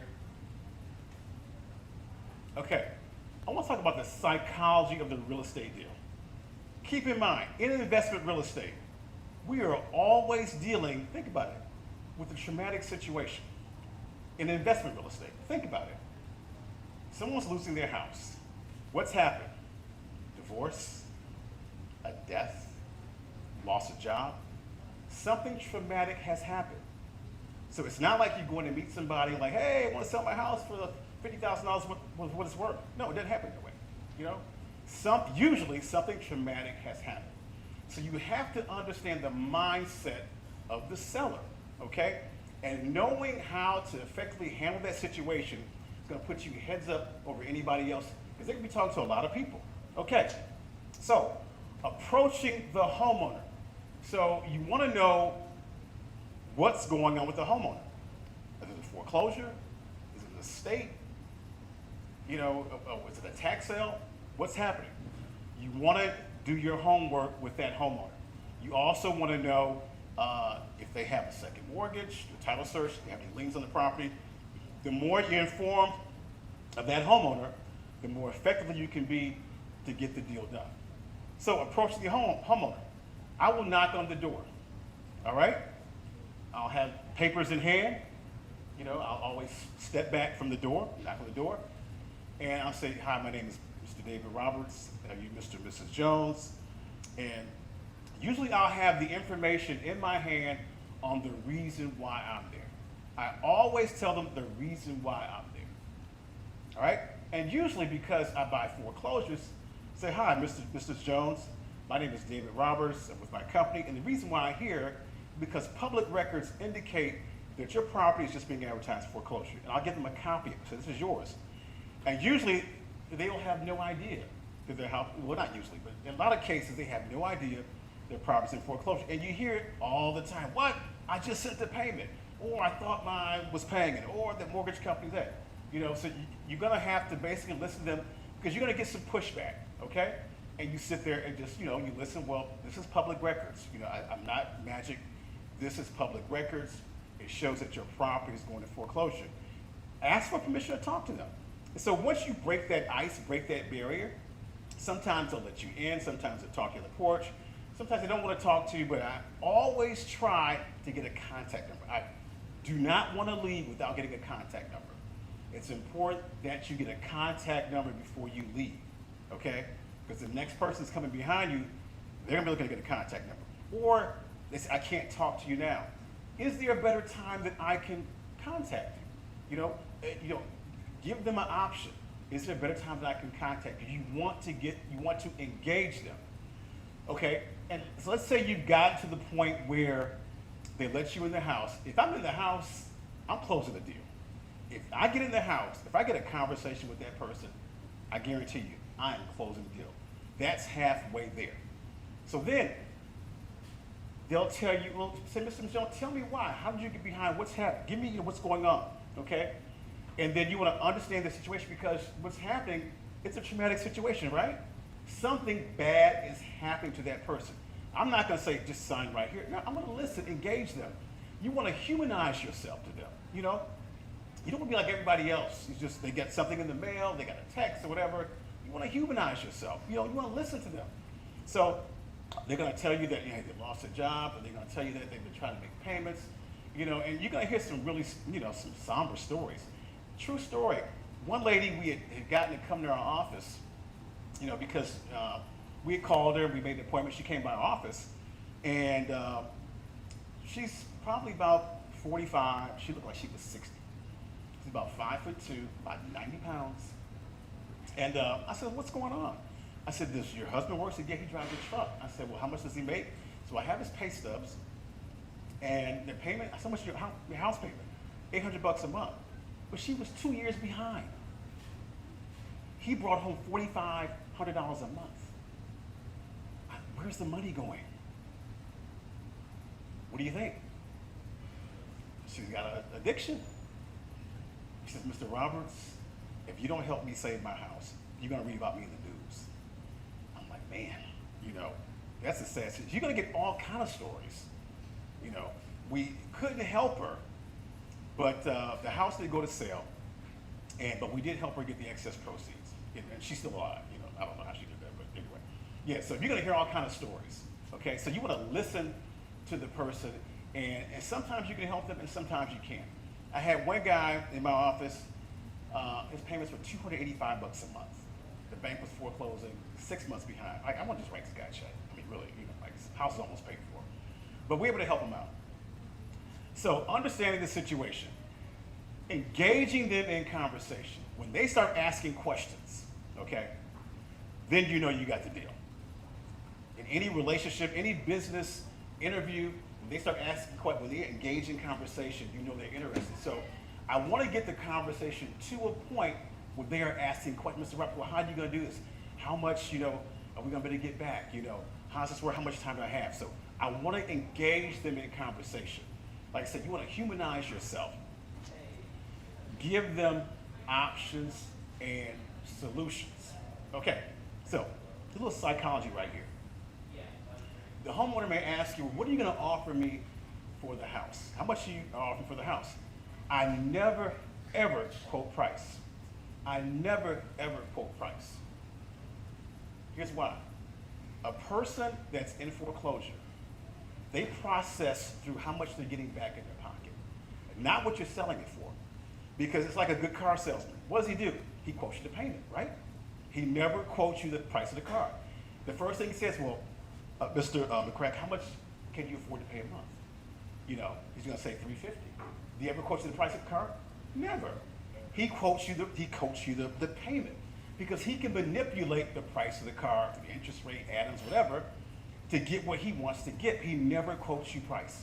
Okay, he's going to quote you, ask you payment. So I never ever say I'm going to pay you $80,000 for the house. I'm saying I can get you anywhere between, say, $8,000 to $11,000 for the house back. After we pay off this, I got to get to check the title and so forth. But I can get you between $8,000 and $11,000. Now trust me, okay, $11,000 is probably my low end. Okay, it's probably my low end. I probably would give them more, but 8 to 11. So what are they gonna say? They're gonna take the 8. They're gonna say, I'll take the what? The 11. But 11 is my what? My low end. Okay. So people like options, right? They like options, right? Yeah, the price range is good. Right. Price range is good. Well, right. So I always give them a range. I say between 8 and 11,000. I can work with 11,000. Well, let me just see what we can do. Let's do a title search. Let's see what's on the title. Okay. All right. So give them options and solutions. Now, always, this is just me speaking. I said, you know what? Here's what you can do. I said, you have the right. You can put your house on the market. I said you can file for bankruptcy. I give them different. I said, because I want to be fair. And usually by the time I leave there, they say, you know what, Mr. Roberts, I think we just want to go with you. I said, fine. Then I will leave that house with a contract, okay? And I will get a memorandum. I'll have a notary nearby or with me. We'll have that contract and memorandum of contract signed. Who knows what a memorandum of contract is? All right, okay. Ernie, what is it? I'm just messing with you. You want to put on record that you have a contract. Why? Why do you want to do that? There you go. Exactly. You put everybody else on notice that you have an interest in that property. Memorandum of contract. True story. The best wholesale deal I did before you could do wholesale deals, right? On Belvedere, property came out. I did the same thing. I was the first one to get to the guy, and it wasn't his house. It was his. It wasn't his father. It was like his uncle or something. He wasn't his dad. Dad had deceased, and he was trying to buy the property, but he couldn't afford it. He couldn't buy it. He couldn't get a loan. He didn't have the credit. So I said, well, you really don't have any options because, it's not in your name. The lender won't talk to you. I said, there hasn't been an estate open. And I gave him his options. He only owed like $7,000 on the house, like $7,000, $7,000 on the house. So I came in and explained the process. The first thing we gotta do, we gotta open the estate up. So I helped him open the estate, all right? Went down to the courthouse, got an attorney, we did all that, filed the notices. And after we did that, we went under contract. So I bought that house, and I said I would help them find another house. I bought that house on Belvedere for $90,000. I contracted to buy it. For $90,000. I assigned my contract, Signa Construction, you know those guys, all right, for $175,000. Do the math. Do the math. I didn't say a price. Just do the math. All right. That contract back then was a negotiable instrument. Well, like the option is today, it's a negotiable instrument, which means you can sell it, okay? So I sold the contract to another investor, okay, for $175,000. That was my spread. I didn't put a dime out of my pocket, not one dime, not one dime. That's the HUD I sent you, Scott, to tell you that, right? You didn't put it on there, did you? Oh, what you sent me today at 4 o'clock? No, I sent it to HUD yesterday, yeah, but that's okay, it's okay. Okay, because I had the example, but Scott didn't put it on. But you did see it, right? There's a lot of money on that. Yeah, right, he saw it, vouch for it, right? Okay. Oh, yeah. So, but here's the point I'm making. What I did is that I humanized the situation myself. I engaged in the conversation. I gave them options, and I left with a contract. Eventually got a contract because I understood what was going on. And I said, you know, and they're friends with me today. I mean, we're friends on Facebook. His wife works at Harris Teeter. I go in there, she gives me a hug every time. Right? I mean, so I became somebody that they can trust because they're talking to a lot of people, you know, a lot of investors. They're just, you know, sending flyers in the mail, knocking on the doors with a script. If I came in as like a regular guy, sincerely to help, I said, anyone owe $7,000 on the house? My goodness, in Plaza Midwood. You know, I probably could have bought that house for like 50 grand, you know, but I mean, 85, I knew what I could sell it for. And that's another thing I'll skip to when we're talking about wholesaling and options. You want to make sure you have an exit strategy. Too many wholesalers, they will lock down a property. I got a buyer's list. But you know what? If you're making a commitment to sell that property, to sell that contract, either you need to be able to have your funds to take it out, or be able to have an exit strategy. Have a buyer set up. I've been doing this long enough that I got buyers for houses, you know, calling me, you know, every week, you got anything for sale. So I'm not worried about that. But anybody starting out, you want to make sure that you're in there good. Particularly if you're doing an option, writing an option contract, and you're giving them consideration. Remember, every option has to have three things. It has to have price. It has to have consideration. And it has to have an expiration date. Those three things a real estate option has to have. It has to have a predetermined price. It has to have consideration, or option premium, you want to call it, and an expiration date. Those three things. Okay, so we've kind of moved from wholesaling to option contracts because they're trying to shut up what we do. Okay? Any questions on dealing with homeowners? Because you're going to have all kinds of situations come up. Be prepared to understand about estates, because you may meet people, you know, and oftentimes I'll meet somebody and say the parents died and I'm left with the siblings. And siblings can, you know, they can fight. But you know what? If there's no will, the property's divided equally among the siblings. And I've had some situations where, well, you know, you hadn't seen mom and dad, you have come around 5, 10 years. It doesn't matter. You're all equal. It does not matter. Okay? So understand about estates so you can effectively talk to the heirs about the next process. And most people don't know. They don't have wills, they've got to go open the estate up. All right? Okay. Any questions on the psychology of the real estate deal? Understand the homeowner and understand the situation. All right? Next. All right.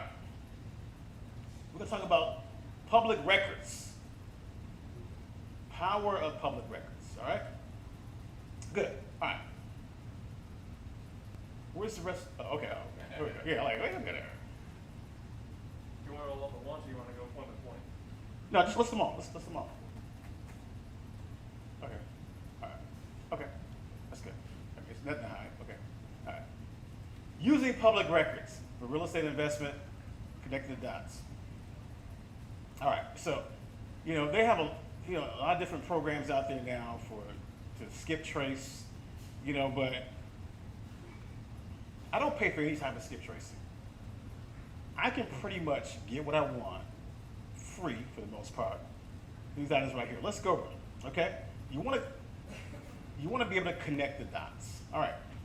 So, if we are looking for, really nothing happens until you find the person, right?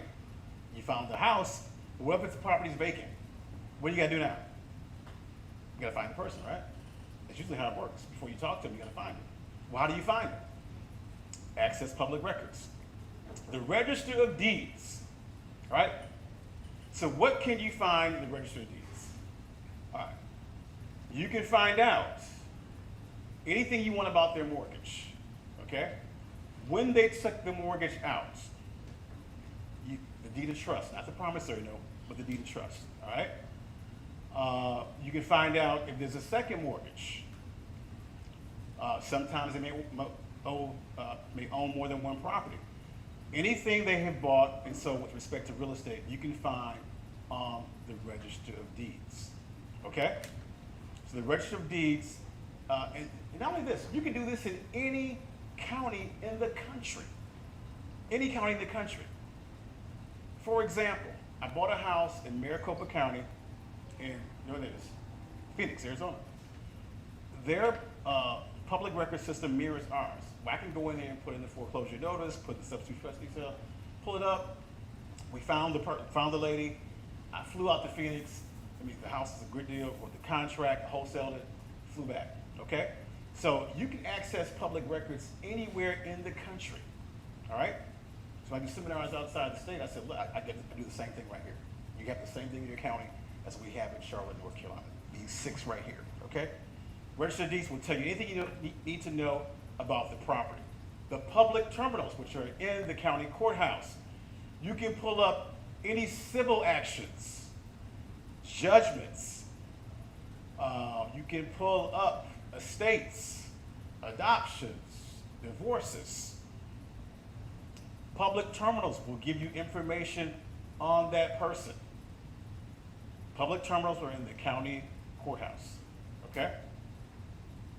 Register of Deeds can be online. You can access online from your smartphone or your laptop. Google search, very powerful. Put in a person's name that you're looking, particularly if it's not a popular name.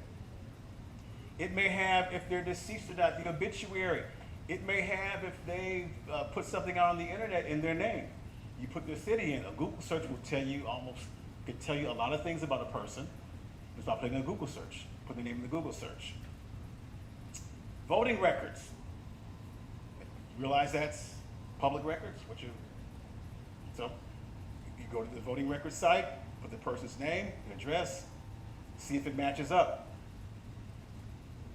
My favorite, social media. Everybody's on social media. If they're not on there, guess what? Their kids are on there, right? Or their relatives are on there. So let's say I'm trying to find somebody. I put his name in on social media, all right? Put it on Facebook. And I'm not sure if it's that guy or not. But what I will do is I will go to one of my say, skip tracing apps and put their name in there. It will list their brothers, their sisters, their relatives. So then what I'll do, I'll go back to his Facebook page and I'll match those names, okay? So I may see 3 names here that match on his friends on Facebook, and I may look at one of my skip tracing apps and see that I see those same names there. What I've connected the dots. I've lowered the probability that's that person, okay? So let's say that that person's not on Facebook, but I'm on my skip trace app and I see maybe somebody that could be his daughter because one of the ones I use, they'll have the ages, okay? So they'll say Cheryl Johnson, okay? So I see his daughter named is Cheryl Johnson. She has a brother named Brian Johnson. She has another male relative, Joe Johnson. I put her name in Facebook. I look at her friends list and it matches up. So it's gotta be that guy because his daughter was Cheryl. Look at her Facebook, I see all the relatives there. Bingo, I've connected the dots. I've done this plenty of times. I'll send a direct message on Facebook. Hey, my name is David Roberts with da-da-da-da-da. I understand you could be a relative with the daughter of this person. Can you please have them call me? And sometimes they'll respond, and sometimes they won't. But my point is, everybody or somebody that knows somebody is on social media. LinkedIn is really good too, because LinkedIn gives you a little more information. Going back up to public terminals, the federal courthouse building has the bankruptcy records, okay? If you find out they have filed for bankruptcy, you can go to the public terminals in the federal courthouse and pull up their bankruptcy file. And does it give you a lot of information? It tells you where they work, what debts they have, the address of their property, you can cross-reference. So you have a lot of information just from the bankruptcy records. And then the newspaper, like we have the Mecklenburg Times here, that will they have divorce records in here, divorce filings, the foreclosures, and other information, judgments will be in the local newspaper, the Mecklenburg Times here in Charlotte. So these are 6 ways that you can find people. Public records, just public records. Keep in mind, you cannot, until you find the person, you can't do the deal, right? So you gotta find it. And that's an art form in and of itself, knowing how to connect the dots. Register of deeds, public terminals, Google search, voting records, social media, newspaper. Okay? Am I missing anything? Are you experts? All right? Any questions? Yeah, you brought skip tracing apps. Do you have like some favorites or? I like, let's see, Ben Verified is good. People Finders. TLO. TLO. TLO? Yeah, TLO is good. Anybody use anything? Anybody else use anything else out there? IDI. IDI? Yeah. I use been verified, but I'm gonna try IDI. Okay, I haven't heard that. Okay, yeah.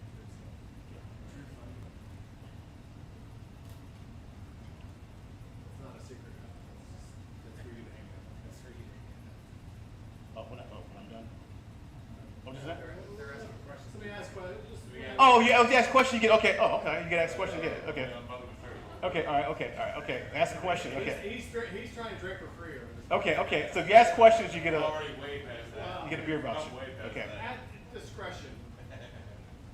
Okay, thanks, appreciate it. So, if you're using any of the skip trace apps, you can connect the dots through the public records, particularly social media, okay? Because it just lines up. That's how I found that person or found their relatives, okay? So really good using public records to connect the dots, okay? All right, to answer your question? Yeah. Okay, good. So yeah, I'll try IDI. I'll try it out too. Okay. All right. Moving right along. We're going to talk about click. All right. There we go. All right. So Scott asked me to go over. Well, I don't know. He doesn't remember. I mean, want you to give them the top secret information. I mean, he just called me last week and asked me to, like, do this thing. And like, okay, well, what I'm gonna talk about. Then he sends me this long list of things. Like, I'm gonna be here all night talking about this. So let me just break it down. All right. So we call it underground real estate techniques, and not really underground. It's just things I've been doing. What's been successful for me? And like everybody has their own way of doing things. I know some guys are marketing gurus. They just send out mailers everywhere. Some people hang bandit signs. Some people have text messaging, they send out calls, whatever works for you. I've done none of that. In my 20 years, I've done none of that. Okay, I'm just knocking on doors, making phone calls. Okay? All right. So, wholesaling, locking down the option contract.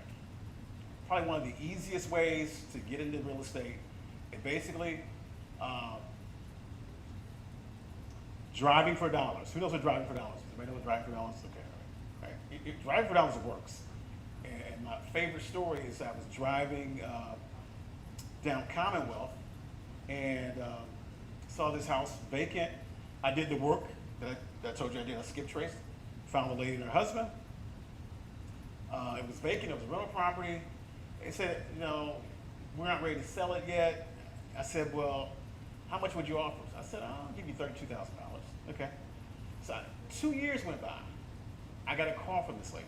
Her husband had died. She said, Mr. Roberts, that house on Commonwealth? Well, when I honor my word, and sell it to you for $32,000. I got that deal just by driving by as you would do on the way home and writing down vacant properties, okay? I was telling you guys this before. This is a house I put under contract for $32,000 and I sold it sight unseen for $60,000. I wish I could get it back right now, all right? But, jeez. There you go. You know, I mean, but I was younger at the time, small kids, family, everything, like, you know, make 30 grand on a house in like a week, that's like a lot of, yeah, seriously, you know, that's paying for a lot of daycare, you know. To make 35 if you drove and saw it. Exactly. Well, if I knew Tyler back then, you know, yeah. So, but driving for dollars, okay, and wholesaling, locking the contract down, sold the contract, put nothing out of my pocket, okay? So that's the easy way.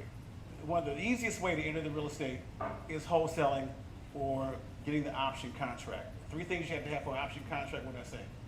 Price, considerations, expiration date, okay? So if you're gonna lock down that wholesale contract, you need to make sure that you have an exit strategy, okay? All right, now, buying a security interest. So I buy foreclosures at the courthouse a lot where I track the foreclosures, okay? So oftentimes you can't buy a property, but you can buy an interest in the property where you don't have to own the property to make money. Well, how do you do that? Let me tell you how. All right, so buying a security interest on a foreclosure, there is something called competitive bidding, all right? Like Scott and I were talking when we first met. This guy was bidding. For example, the bidding starts out at $100,000 and it goes up to $50,000. So that difference between 100 and 150, I look at that as like, okay, I'm looking at my chops. That's money I can work with.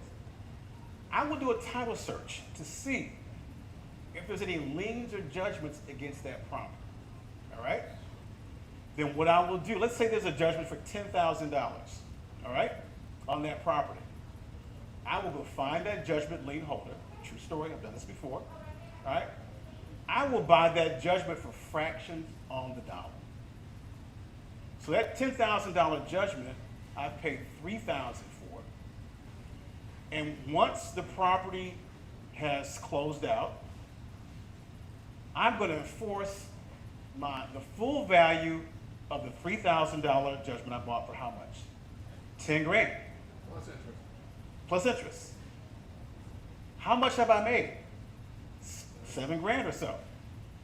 Did I buy the house? No. But what did I do? I tracked the foreclosure and I bought a security interest. Now, obviously some properties aren't going to have judgments, whatever, but do your homework. If you do enough of these, okay, you're going to find liens on properties. Okay, I know people that this is a business for them. That's all they do. They buy security interest on properties that have competitive bidding. You can just all over the country. You can track foreclosures all over the country, okay? And you buy the security interest tied to a foreclosure, the first or second lien position, okay? Buying a security interest, tracking foreclosure. If you have any questions, you know, feel free to ask later, because this, okay. Oh, what? You get up. Oh, you go, okay. Okay. I guess my question is, so kind of clarify a little bit, this is the first time I've heard that. That's okay, that's okay. And, I guess, how do you do it? Good question. Can I somehow do this, Scott? Can he well, I'm just kidding. Okay, no, I'm just kidding. All right.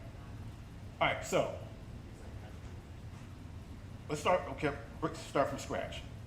There's a property going to foreclosure, and you're tracking the bidding, okay? You're tracking the bidding, all right? So you're watching, you know, the upset bids on a property, okay? All right, you know what upset bid is?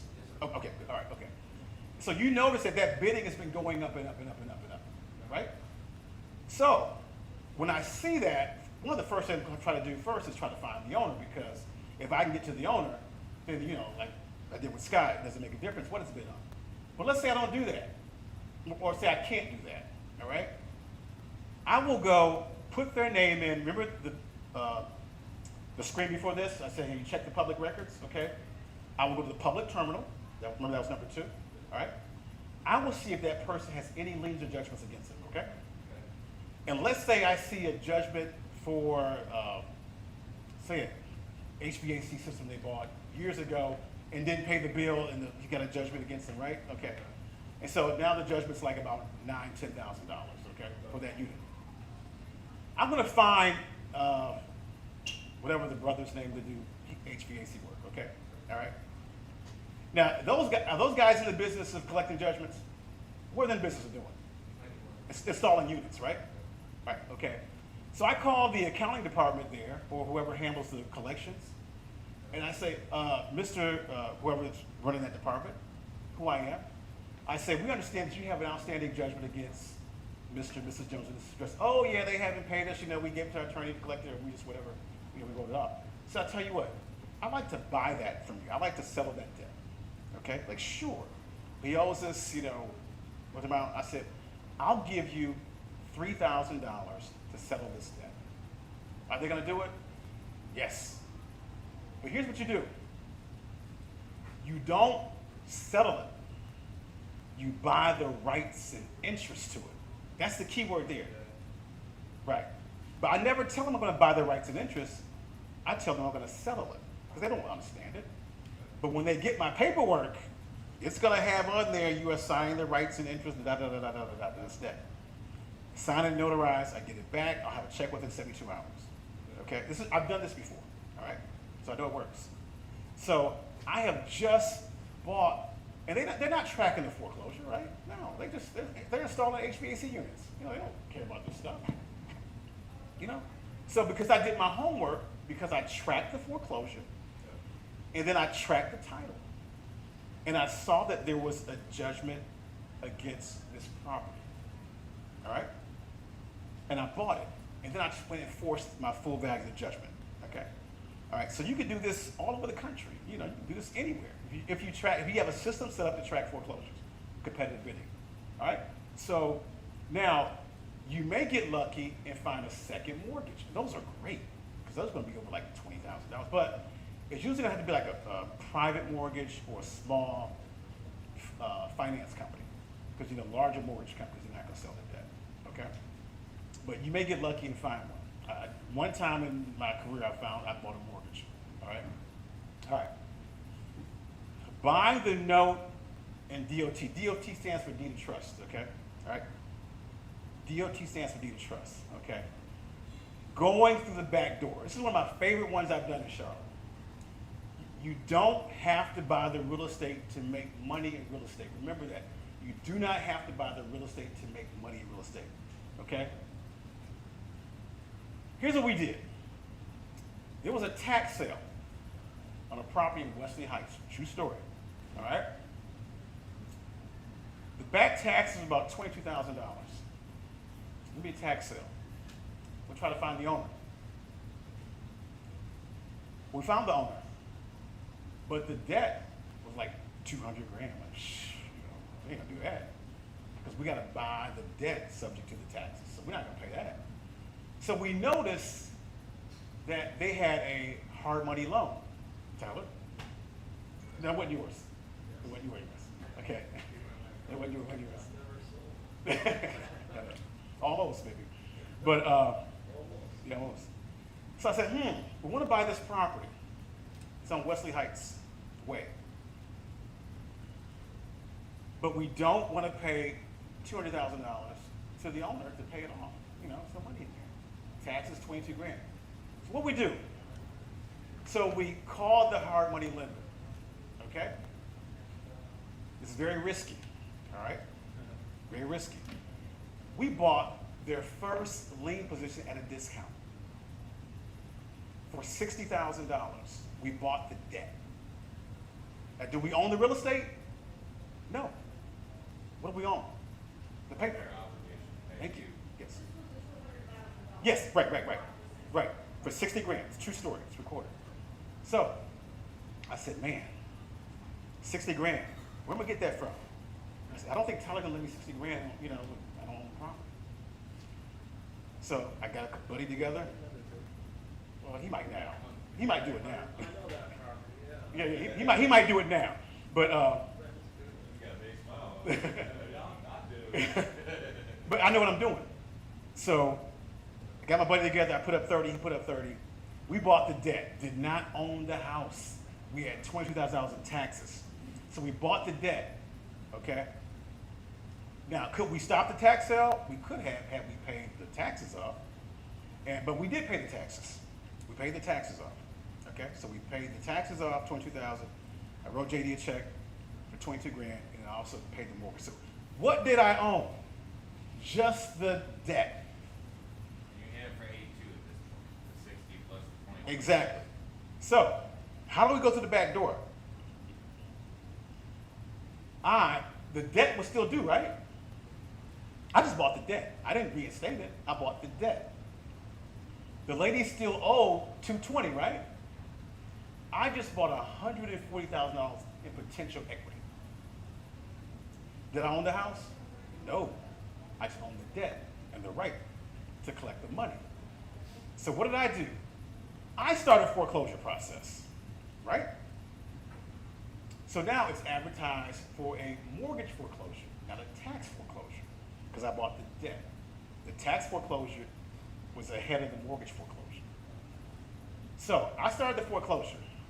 Now, what did I start my bid out? You sold it to yourself. No. It gets better than that. Well, let me tell you what I could have done. Because the debt was $220, I could have started the foreclosure at $220. I discounted the foreclosure to $160. No, hold on. Okay? Okay? To make it attractive, right? But how much did I pay for the, I'm in it for what, 60 grand plus 22, right? Yeah, 82. So here's what happens. So if someone bids 160, I got 100 grand, just like that. Yeah. 100 grand, just like that.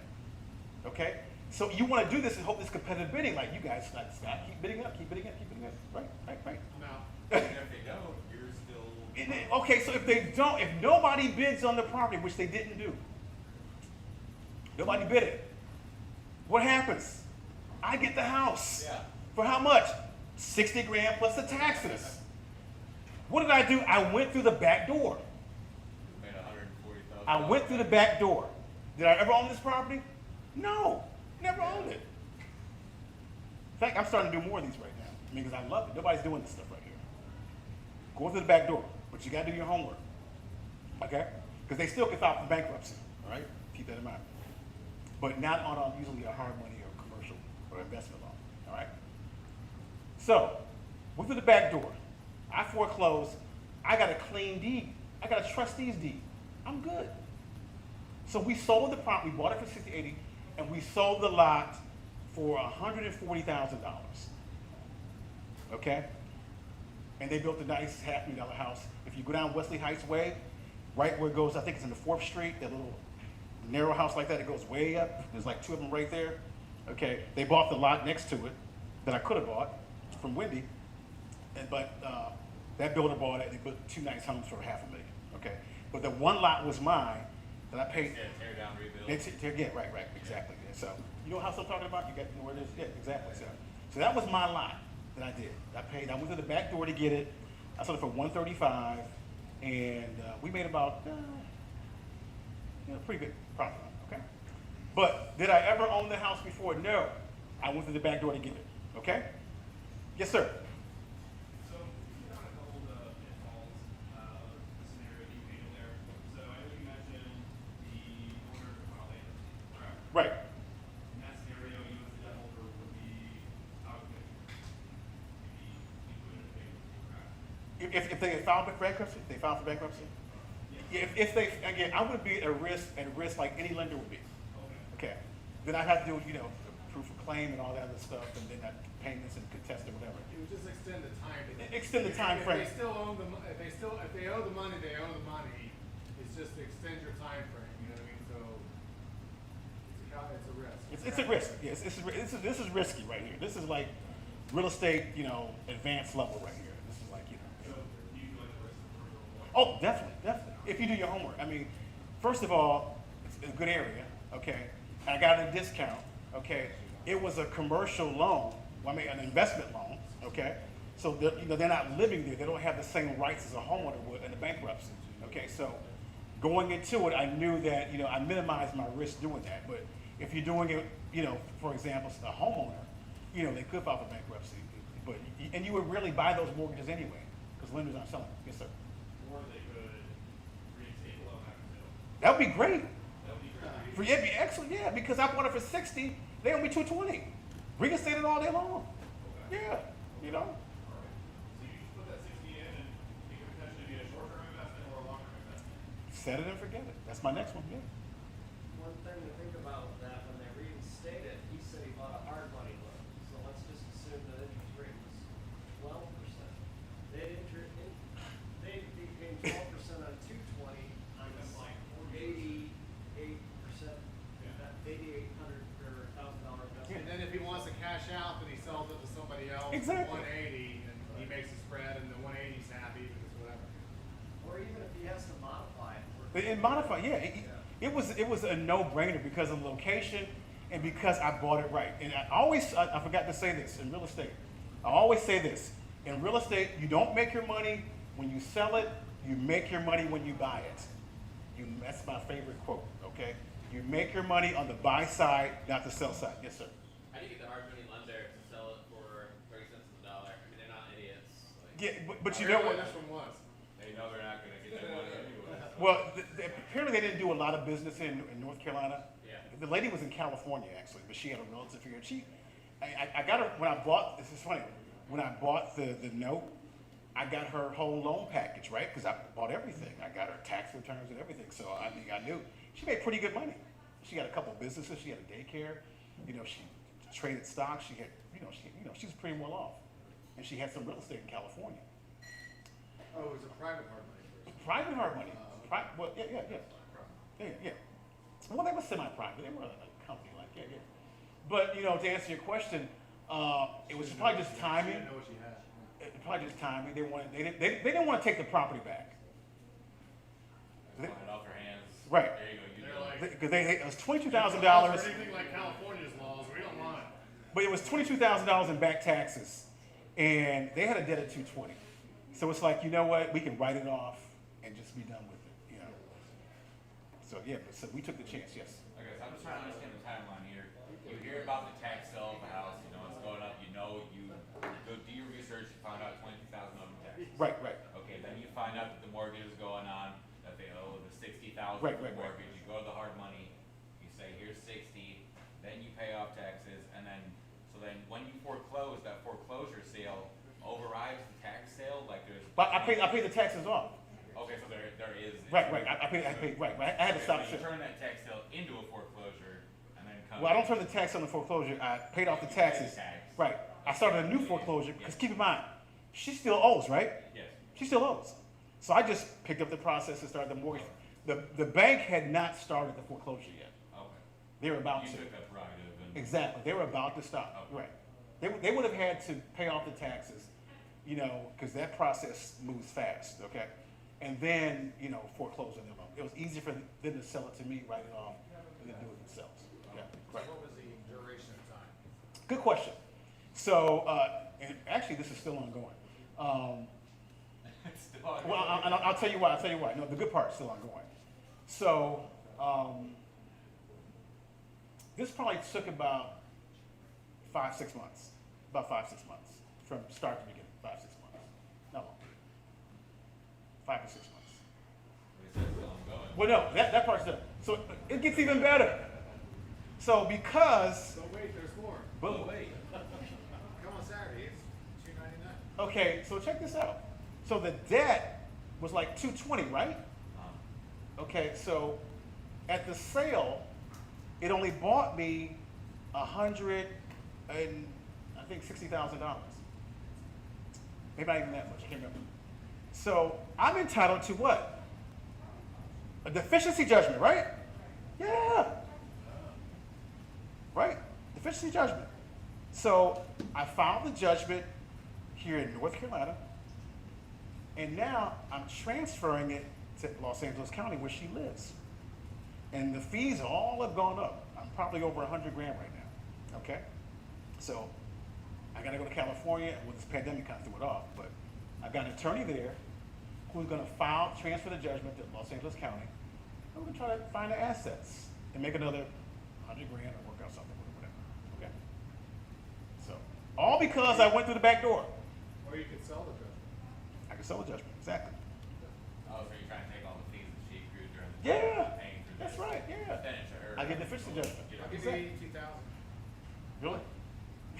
So, You just paid 20 grand. You just paid 20 grand for a commercial building, man. Yeah, right. Yeah. Yeah. Okay. All right. Okay.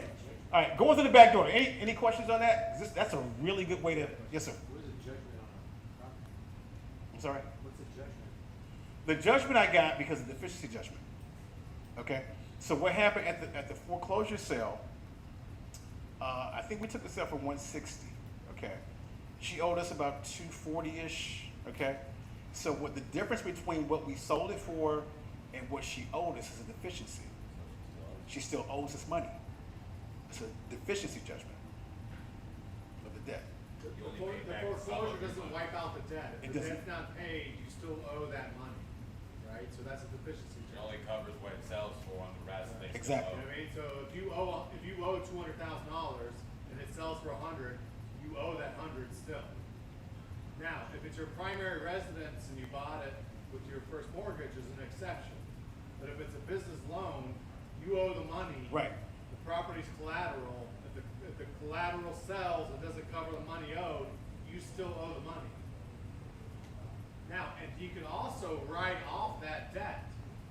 He could say, I gotta write off $50,000 of that debt. Again, not an accountant. He can write off the debt, 50 grand, and take that loss on his taxes. So people will buy loser judgments sometimes just to get the tax advantages. I hadn't thought about But that. that becomes complicated. Will bankruptcy also nullify deficiency judgments? Is that something that she can It- respond with? No, it just prolongs Yeah, it. and then the person that Prolongs owes it the ever. money It's gets a still, tax. oh, yeah, Prolongs it yeah, ever. yeah, okay, yeah. So that's going through the back door. And I'm gonna start doing more of those. Because very few people are doing them. Okay? All right, tell everybody's got questions. Well, I'm gonna teach that in my advanced class, okay? I'm gonna have an advanced class, techniques. Maybe $3.99, maybe $4.99. I got some other stuff on here that's really blow your mind, okay? Buying an equity interest, okay? So, I used to have a business called Excess Proceeds. Jeff Richmond and I, you know, Jeff Richmond, good guy, specializes in subject twos. So we would actually track foreclosures, and we would track the foreclosures at excess proceeds. So that 100,000 that sold for 150, that 50,000, that's called excess proceeds. That's like real money, okay? Real money. What we would do is we would find the former homeowners, okay? And we would buy their rights and interest to the excess proceeds, okay? It wasn't like, now it's kind of complicated now because the laws have changed. But maybe 7, 8, 9 years ago, we would go in and just buy the rights to the interest to the surplus proceeds. So let's say the surplus proceeds after fees were like 40 grand. We go in there and give them $15,000 up front and make the 25,000 on the back after we apply for the surplus proceeds. It's a little harder to do now, okay? So you're buying the equity interest in the property after the property is sold, okay? Now there's another way, Scott, you're talking about options, is this is called an equity share agreement. Now you can do this with some owners. It's called an equity share agreement, but you both have to be on the same page. It's much clearer than wholesaling, okay? An equity share agreement is where you go in with the owner and they add you on title and you share the equity, okay? If I bring your property out of foreclosure and you sell it, you're gonna let me share the equity and I get my money back. Yeah, it's an equity share agreement. So am I wholesaling? Is it, no, because I own part of the property, right? I can do whatever I want. It's an equity share agreement, okay? So I bought an equity interest in the property. I've predetermined that I would reinstate the property. In exchange for that, we're gonna sell it because he needs to sell it, and we share the equity. I may get 20, 30%, whatever, but it's not a, did I ever own the house? No. Never take out a mortgage? No. All I did was maybe reinstate the payments. I get that money back, put the property in the market. This works really good for an absentee owner that just wants to sell the house. You're transparent up front, say, hey, here's what we can do. Let's both make money on it. I'll reinstate it. In exchange for that, add me on title, and we share the proceeds. It's a no-brainer. Yes, sir. Now, is this the kind of thing that you can put a time limit on as far as, you know, you have X amount of time to sell to make that equity back? Well, I mean, so usually, I mean, if I do this, it's got equity in it, okay? And I could probably wholesale it to make money, okay? I'm not gonna just do it to anybody. It's gonna probably that makes sense, that I reinstate the mortgage, okay? It's got sufficient equity for me to sell it, and we both share the proceeds. All I did was added my name to the title, okay? All right, so I bypass all these, you know, foreclosure laws, because I own the property, right? Yeah. Yeah, share the equity. But you have to have, you're transparent with the seller. You're not doing an option like, hey, I'm gonna give you option to buy it and sell it. He knows what's going on. Yes, sir. What's the safety trying to keep getting burned deal where they say, you know what, thank you for doing that, but I have no intention of selling. I'm untitled. So your name's on the deed. It's an equity share. I'm untitled. But if they don't want to sell it, that point, what I'm saying. What's that? They don't want to sell their portion out, like they don't want to actually sell it, that Well, I mean, I have a lot. Then I can do a partition sale. I mean, I got, you know, if you own it, you got rights. You know, yes. I can do a partition sale. Partition sale. Well, let them fight. We go to court. You know, then they'll get a. It goes to a. I'm doing one right now. In fact, where I'm half interest in the property. So, but it's gonna be sold. But did I ever pay for the property? All I did was reinstate it on this situation right here. Yeah.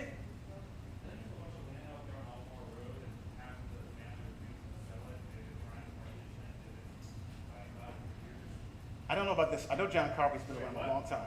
Yeah. What? What about Carver? Wait, what's going on? Is he selling again? What's going on? What? Huh? Well, this is a lead that we were working in. Like 32 years, something ridiculous number of years. And John Carver was some of them, like one side of the family, like absolutely hated the other, hated the other side of the family. I don't believe it. That never Trying happened. to partition sale, but the other side was fighting it, and they couldn't do it. They fought the partition sale? Yeah, I mean, it's a hearing, usually what happens. Just dragging it out. But essentially, because no one else shows up, but the other party shows up, I mean, having fighting in court. Wait, the whole reason for a partition sale is because they're fighting. That's right. That's the whole purpose. How can you fight a? You can't. That's why you get a judge to give an order to sell. The judge gives you an order to sell. Okay, that's the whole purpose. Well, like I'm doing right now. Oh, you know what it is? Fucking lawyers. So they wrote the law to resolve the issues, Then they but then revised that law. they snuck a little loophole in there so they could all get fucking paid more for fighting the fucking issues. Fucking bullshit. Anyways. Absent of that, I don't know, we didn't really go into detail, that's John Carpenter. I Okay. never had that issue. no. Well, Whatever. You can't get a clear answer to John Carpenter. Okay, so since we're talking about partition sale, you brought it up. Okay, I'm doing one right now. Okay, so NASA was another investor. We bought this property. Oh yeah. He told me to look forward to this story. Oh, did it? Did it close today? No. Is it a different one you're talking about? With NASA? Apparently so. Maybe there's We're supposed to have a another- contract Maybe with there's another David Roberts story. We're supposed to have a contract. Lay off the rock. We're supposed to have a contract. I mean, but here's what happened. So Master's disappointed there. I hadn't told him yet. Anyway. So we got this partition sale we're doing. We bought this property off Alma Road for $6 grand, cheaper than a car. Tax value is $220,000. Good God. I know, good God, it's crazy. Good God. Right. So it's a no-brainer. Cool. So we own 90% of this property. A church owns 10%. So the church is playing hardball. They want $25,000, 10% of the tax value, which they might get it, may not get it. We say no. We offered you 10. They wouldn't take it. We said, you know what? Hey, partition sale. So we're fighting, going back and forth. A judge is gonna decide. So it's not, it doesn't matter if either party doesn't want to sell. That's what you have a judge for. So we're gonna get an order to partition. This is gonna go to a commissioner for a commissioner sale. He's gonna advertise, you guys please bid on this property. Please bid on this property. Bid it up, all right? The more money I get, all right? So yeah. So once we go to the partition sale, if it sells, he gets his 10%, whatever it goes to sell for, he gets his 10%, he can't fight it anymore. Minus the cost, Thank you, the commission and lawyer's fees. 8%. Thank you, exactly. Right, so let them fight all they want. That's why you got partition sales. So, to answer the question? Short? I told One Nazareth, more quick question, I'm sorry, before we get too I far. told Nazareth because he didn't accept Jesus, that's why the church was doing That may be true. Just tell them 666. No, okay. We're already a little bit ahead of it, but before we get too far ahead, deficiency judgment and excess proceeds, they are the polar opposite of each other, right?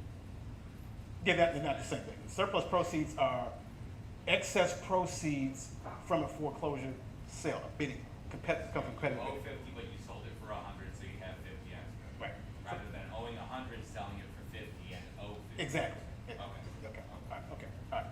Partial interest, we just talked about a little bit. Okay, this is a new one I'm doing. Set it and forget it. All right, so I'm buying property right now where I own part of the house, I'm not making payments. Okay, I got about 4 properties right now like this, okay? So I just did a property out in Union County. It's a house worth about $350, nice home. So the couple divorced, and the divorce decree left them owning half interest to each other still. I bought out the husband's interest, unbeknownst to the wife, because he's just mad at her for whatever reason. I don't care. You're like, you want to know how you get back to your wife? Tell it to me. I bought his interest. She's making the payments. I've owned this property for 3 years. She paid you. She's making the payments. She didn't even know that I own half of it. Should just move in one day. So, but here's the thing. I'm going to set it and forget it. Here's why. So let's say she goes into foreclosure. I put a notice on record, so they got to notify me, right? Because I'm interested. So, or she sells it. That's going to be really bad. When she decides to sell the property, and she realizes that, Only gets half of what she yes, sold. that somebody shouldn't even know. What's the numbers? What's the equity position? I own 50% of it. I bought her husband's interest. I don't really care what she owns. It doesn't matter. I mean, it's going to go to either me or my kids. It doesn't matter. All right? So I bought a partial interest in there. I've got 90% of the property Nash and I bought, and Church owns 10%. I got another property I'm just going to keep. I paid cash for the property, but only half of it. Okay? The other owner is in California. He doesn't care about it, so I'm renting that property out. I'm getting the full value of the rent. Okay? But if you can find ways to buy a partial interest in the property, like an estate, you can buy out, if there's 10 heirs, buy out 1 or 2. That's all you need. And just let the process take its place, because when it goes to foreclosure, or if they decide to sell it, they got to contact you. So, I'm going to teach that in my advanced course, all right? Upset bidding, the last one, leveraging the deal. Okay, we talk about upset bidding at the courthouse when there's competitive bidding, all right? You can put down 5%, high bidder, okay? And if you win the bid, usually in North Carolina, they give you about 3-4 weeks to close on it, something like that, okay? But during that time, you own the rights to that property. You have an interest in that property, okay? So you could sell that property before you have to pay off the trustee. How much have you put down? 5%. So you're 5% bought an option, basically. Exactly, and you're leveraging the time to sell the property. But you got to make sure you have an exit strategy, because you can't. Okay, so that one's, pretty well known, upset being leveraged in the deal. So basically what we did here is we showed you ways to buy real estate without actually owning the house.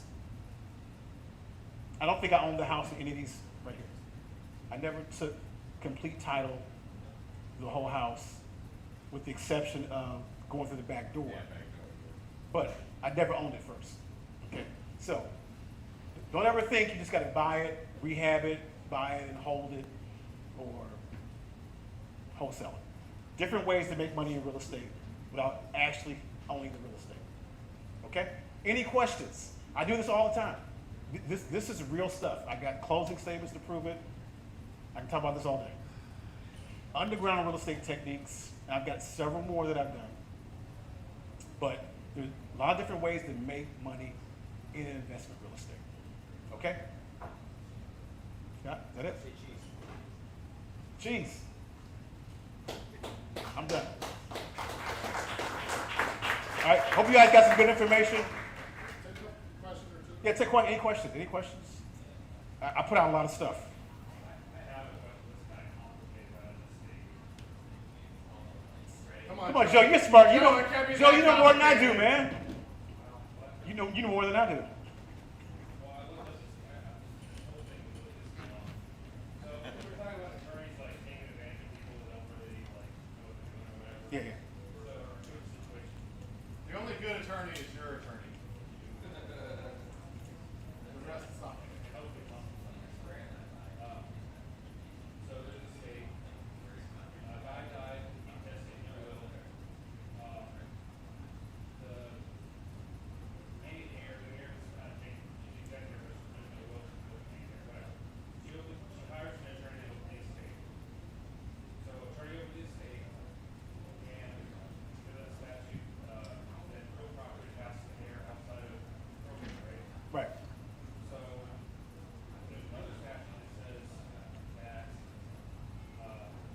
the state can bring real property into the probate in order to pay claims on the estate, right? So what this attorney did was they took the real property that the heirs could have just sold and made money off. Speak up a little bit, Joe. And then they started a separate SP file.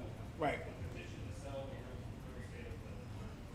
Right. They went through that, like the petition, they got an order for sale from the judge. The order for sale said, yeah, you can, the estate can sell the property at a public sale or, private sale. Right. Public sale meaning going through, auction. Right. Or private sale, at fair market value. Right. So we contract with them, we have a price, and then we got a discount after sale. So now, we took it to Harry, Harry come and talked to Title, Title's like, yeah, as long as you get all three of the heirs signing off that they consider it fair market value, and so petition to meet Title. But, she went back to her estate attorney, the executive went back to her estate attorney, and they're like, no, you have to go through auction before you sell. You do. You have to. Yes. But the judge's order said they can sell it at a private sale. It's not a commission price. So, okay. It said private sale or public sale. I've always thought it was like public sale. Public sale. Harry said we can buy it without any title or without doing a public test. I've always thought that'd be a public sale. But what I'm doing right now is a public sale. But the thing is, though, see, this is to the fucking lawyers, though. The fucking judge said public or private sale. He didn't say you can sell it for whatever you want at the private sale, right? So that's why they gotta sign off saying that they feel like it's private, that they are getting fair market value at private sale, right? So that's where the wiggle room is, right? So this judge is ordering a private or public sale, right? And then somebody signed it, the executor, I guess, signed the shitty price that you probably willing to pay, right? Right? And so the judge never said, well, he can sign whatever shitty price. He's saying he's got a fiduciary responsibility to the other heirs to sell it at a market price. And so the title company is saying, no, the executor, the person that signed your shitty bullshit deal, has a fiduciary obligation to meet. And so then therefore they're saying, no, you've got to sign off that you feel like it's market value. Now, the judge isn't saying this is market value or anything else like that. They're just saying, hey, did this executor meet the fiduciary responsibility to sell it at fair market value? They're not asking for an appraisal, because if you were to sell it for a public sale, they would ask for an appraisal, right? They do an appraisal, the fucking attorney Right. puts it on the market, and he charges 5% for what? What the hell does he get? I don't even know. Nothing. Why? Because the attorney wrote the law, that's why. And so that's what you're dealing right now. You're dealing with, yes, you've got a court order, right? But the court order doesn't say that they can sell it at a private sale for whatever fucking price they want. It just says merely that they can do it for a private sale. But these people still have to agree that it's within the reason. So the answer is, you gotta bribe the 3 people with some Skittles and some beer to say this is fair market value. Oh, okay, then you're good. Then what is the problem? No, if the heirs sign off of it, you should be good. You met the caveat, so.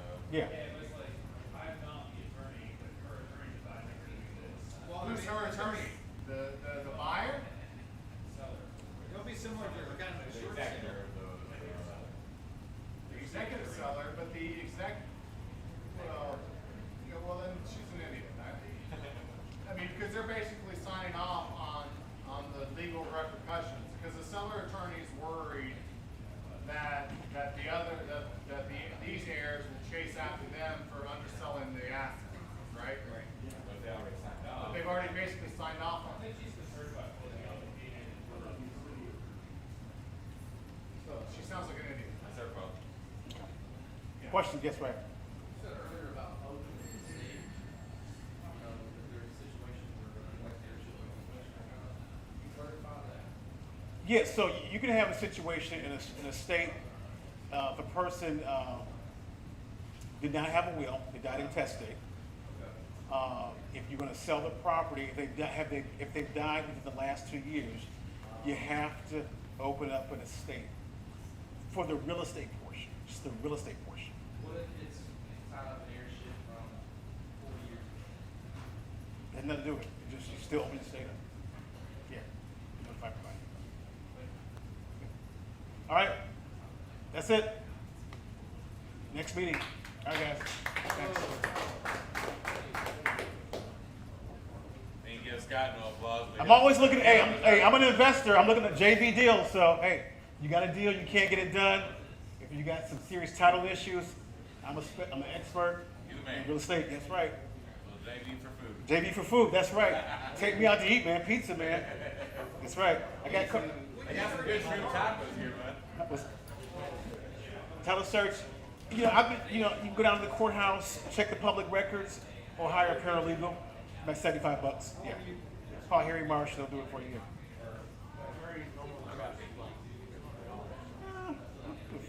We don't cost you much. $75. How you doing? Did I do okay? Yes. Thank you. You said you need a full-blown workshop. I do. I have so much. It's I have a lot. I have a More lot. needs to be explained. It is. So I only get like a short period of time to have so much. So I'm working on that. January. Would you come? All right. All right, you take care. Take it back.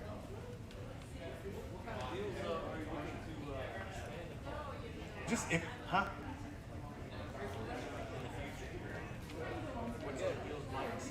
Any deal that has equity in it. If you find a deal that you need help on with